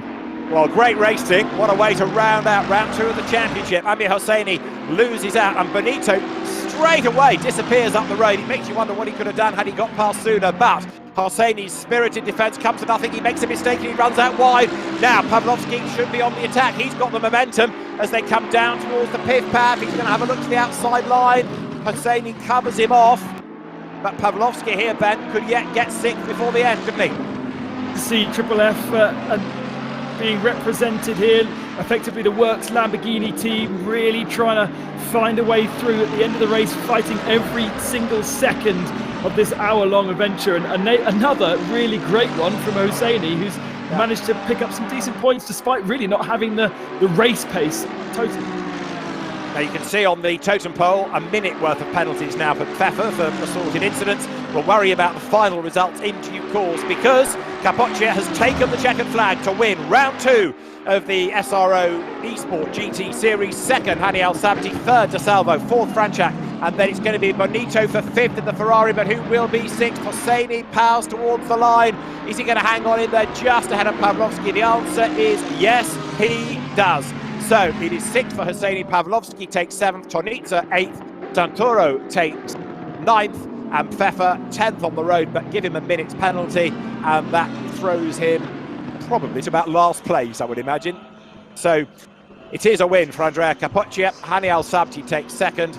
3rd place goes the way of Giovanni De Salvo. 4th to Camille Francorchamps. Enzo Benito 5th, having been 7th at Silverstone. 6th, Amir Hosseini, having been 5th at Silverstone. 7th, Kamil Pavlovsky. 8th place goes the way of David Tonitza after a spin. 9th, Danilo Santoro. And 10th, when you start to put the penalties into the mix, it is Jaroslav Honchik in the Lamborghini. Well, we said it was going to be dramatic, and plenty of evidence to back up that. As I say, the next stop is going to be the Nürburgring, then Barcelona, and then get your thinking caps on for the venue that you can vote for the final round of the championship. But Andrea Capoccia did a great job in the race-winning car. An hour, 1 minute, 49.925 seconds, 27 laps he did, 11.4 seconds clear of everybody else. It's been a great day for Audi with wins in both races, but of course that means that it will therefore give the cars extra weight going into the next race within the championship, because if you're in the top 3, the brand carries weight, so 25 kilos will be applied to every Audi in each of the 2 championships going into the next race at the Nürburgring, because of the success they've had today. So we'll have a chance in a few moments to hear from 1 or 2 of the drivers at the end of some fabulous racing as expected here at Spa.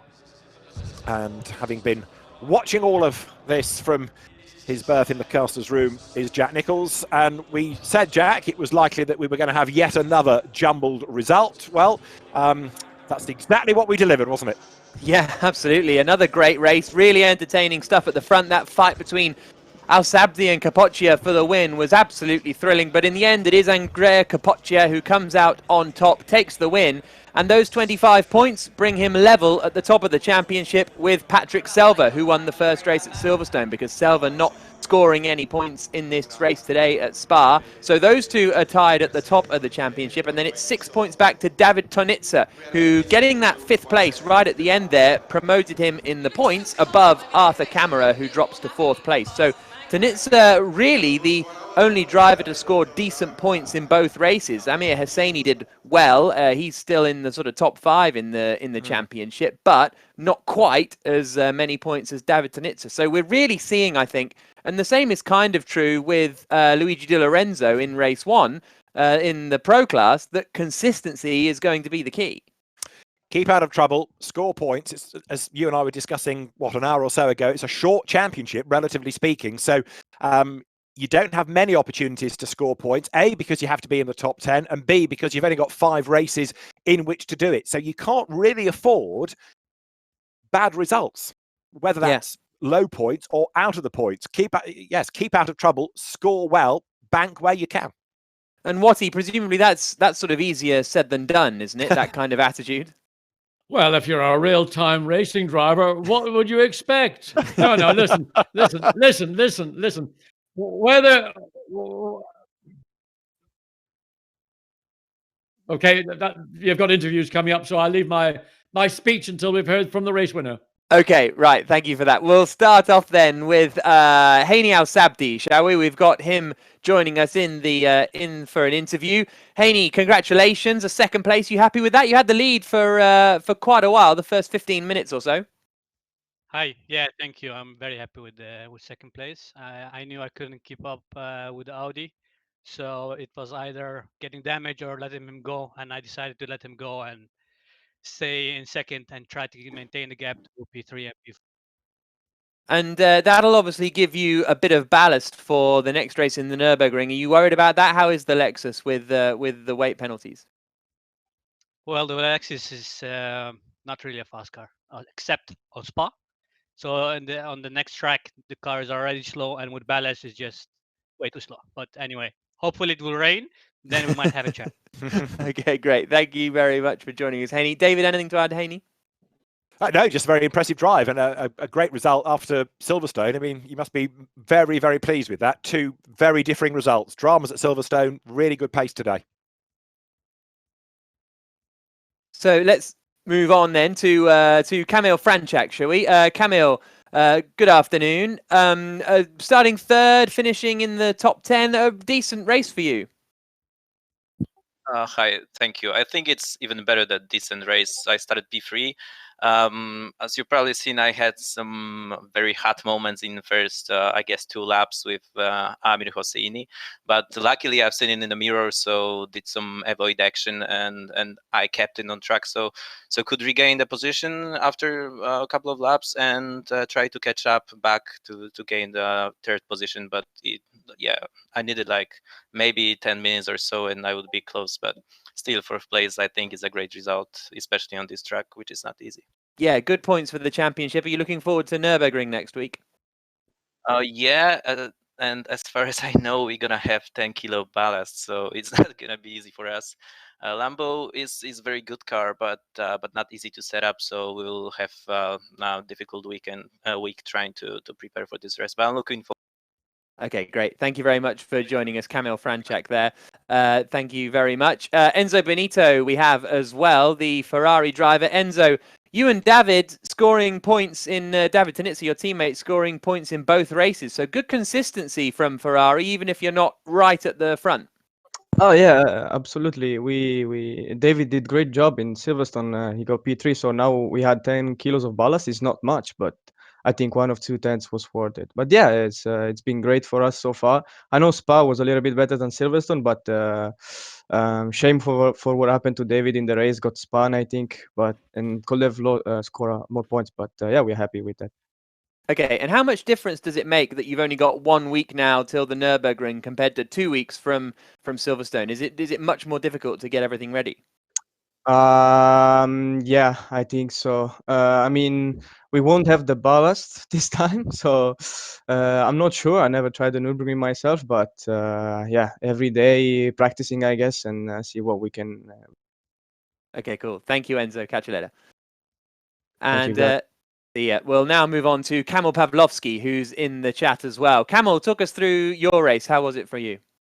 The race was very decent. I mean, I was very unhappy with my qualifying because I have qualified on P15, so really away from P10 from scoring the points. But the race was brilliant. I gained so many positions throughout the whole race and avoided some contacts, some accidents in front of me. So in the final, in the end, P7, I will take it. I'm very happy with that. Okay, congratulations. See you at Nürburgring next week. Thank you. So, as you like last week, David, the racing drivers sounding more like racing drivers than the racing drivers, the sim racers, I should say. I know what you meant. Yes, but again, the point is, and we touched on this with Ben Barnicoat, didn't we, earlier? They're taking this very seriously. This is a proper championship with proper people in it, and they all want to win. And that's that racing driver element that John was touching on. You know, it doesn't matter whether it's a sim or the real world. You want to win, and you want to be as good as you can be. Yeah, absolutely. Ben Constantiouris, your closing thoughts from today. What are you made of the action in the 2-hour races? It was really interesting to see how the different conditions kept the kind of the playing field relatively level in terms of time, and 2 very, very entertaining races, and a huge progress, I think, from our pro drivers in adapting to this and driving more and more sensibly and providing us with even greater action. Yeah, absolutely. We're still waiting for that rain, though, aren't we? To properly come. They've got to do it. They've got to show off how the game is able to do things that other games are not. So they have to have some event where rain will come, I'm sure. Yeah, exactly. Watty, we had some interviews earlier while you were telling us about how to be a consistent racing driver. Well, I think what's interesting is listening to the sim drivers and realizing that they're racing in effect as professional race drivers, albeit they are not professional race drivers. The key to any of these events is always going to be continuity and consistency. You've got to qualify well also, because it is difficult to make your way through these large fields with GT3 cars that are so equally matched. But So- ultimately, today was a day dominated by one manufacturer. The other thing that I note, and I think this is something which may have a bearing on the remaining 3 rounds, is that the weight penalties appear to have a more significant effect than the actual weight in itself would do. So it does appear to be something that's knocking back. I mean, what will happen in the Nürburgring next weekend if the Audis win, as they did here conclusively? Then we'll have to reassess weights. But maybe if they're the mid-pack or the end of the field, maybe the weights could be readjusted slightly less punitively. Yeah, it'll be interesting to see what happens with that over the final 2 rounds then. So the championship leaders after the SRO Esport GT Series round 2 at Spa, Lorenzo Marcucci, the race winner, and then in the pro class, and that moves him to the top of the championship on 27 points. And then in the silver class, we've got Andrea Capoccia, who takes the victory and moves joint top of the standings there with Patrick Selva ahead of the race at the Nürburgring, which is coming up in a week's time. So make sure you join us for that. Just a little back-to-back weekend, and then it'll be a 2-week break before, as David says, the final round. I'm up for Bathurst, actually. I think that's a really good idea, David. I agree. Yeah. Okay. So we've all agreed. When you guys get the chance to have your say, vote for Bathurst. I don't know if I'm allowed to tell you to do that, but there we go. But we're sport for choice, aren't we, David? Because there's so many great tracks in that. That's my favourite thing, I think, about the GT World Challenge powered by AWS in the sprint and the endurance. It's just classic race circuits, which I love going to. I do like Wattie's thought also of Watkins Glen, because I know that is another good old school circuit. So that's certainly worth a vote. But you can't have that, David. Oh, well, the guys have got time to develop it. They've got time to develop it for the future, Ben. If can we then think about maybe going to Suzuka as an alternative? Bathurst is a brilliant circuit. What about Suzuka? The 130R. Still think Macau would sort them out. Anyway. On Twitter or on social media through other channels, you can offer your thoughts and let us know. See. We're looking at a replay here of some of the chaos that we saw in the early stages down at the bus stop chicane, and this is where we thought the sim racers might be a little bit better behaved, but it all kind of kicked off, didn't it? Well, that's pretty rude, I tell you. A lot of cars getting involved unnecessarily, but then, it is sim racing, it isn't live. Yeah, absolutely. So that was a look at the replay of the start. Thank you very much for joining us for the second round of the SRO Esports GT Series from here at Spa. As we say, in a week's time, we will be back with you at the Nürburgring. So we are very much looking forward to that and getting on with the next race. And then the final race, will it be Bathurst? Will it be Suzuka? Will it be, Watkins Glen? How's that? That's what it should be known as. I tell you what, any of our team, go there. You will have the best time of your life. All you have to go and see at Watkins Glen is the infamous bog. Reputations were made and broken at Watkins Glen. Okay, I don't know what that is. No. Oh, Jack, come on. I don't know. Watkins Glen, Google it. The infamous the bog. Okay. It was the Woodstock of Formula One. Do you know what Woodstock is? Yes. Right. Okay. All right. Well, that was the Woodstock of Formula One. Okay. Thank you for that. Right, so, again, thank you very much for joining us at the SRO Esports GT Series, the second round. We will leave you now. Thank you very much for your company over the last couple of hours. 2 really great 1-hour GT races from David Addison, from John Watson and his bog, and from Ben Constanduris, and from myself, Jack Nichols. It's been a pleasure being with you, and we'll see you in 1 week's time for round 3 of the SRO Esports GT Series at the Nürburgring. See you then.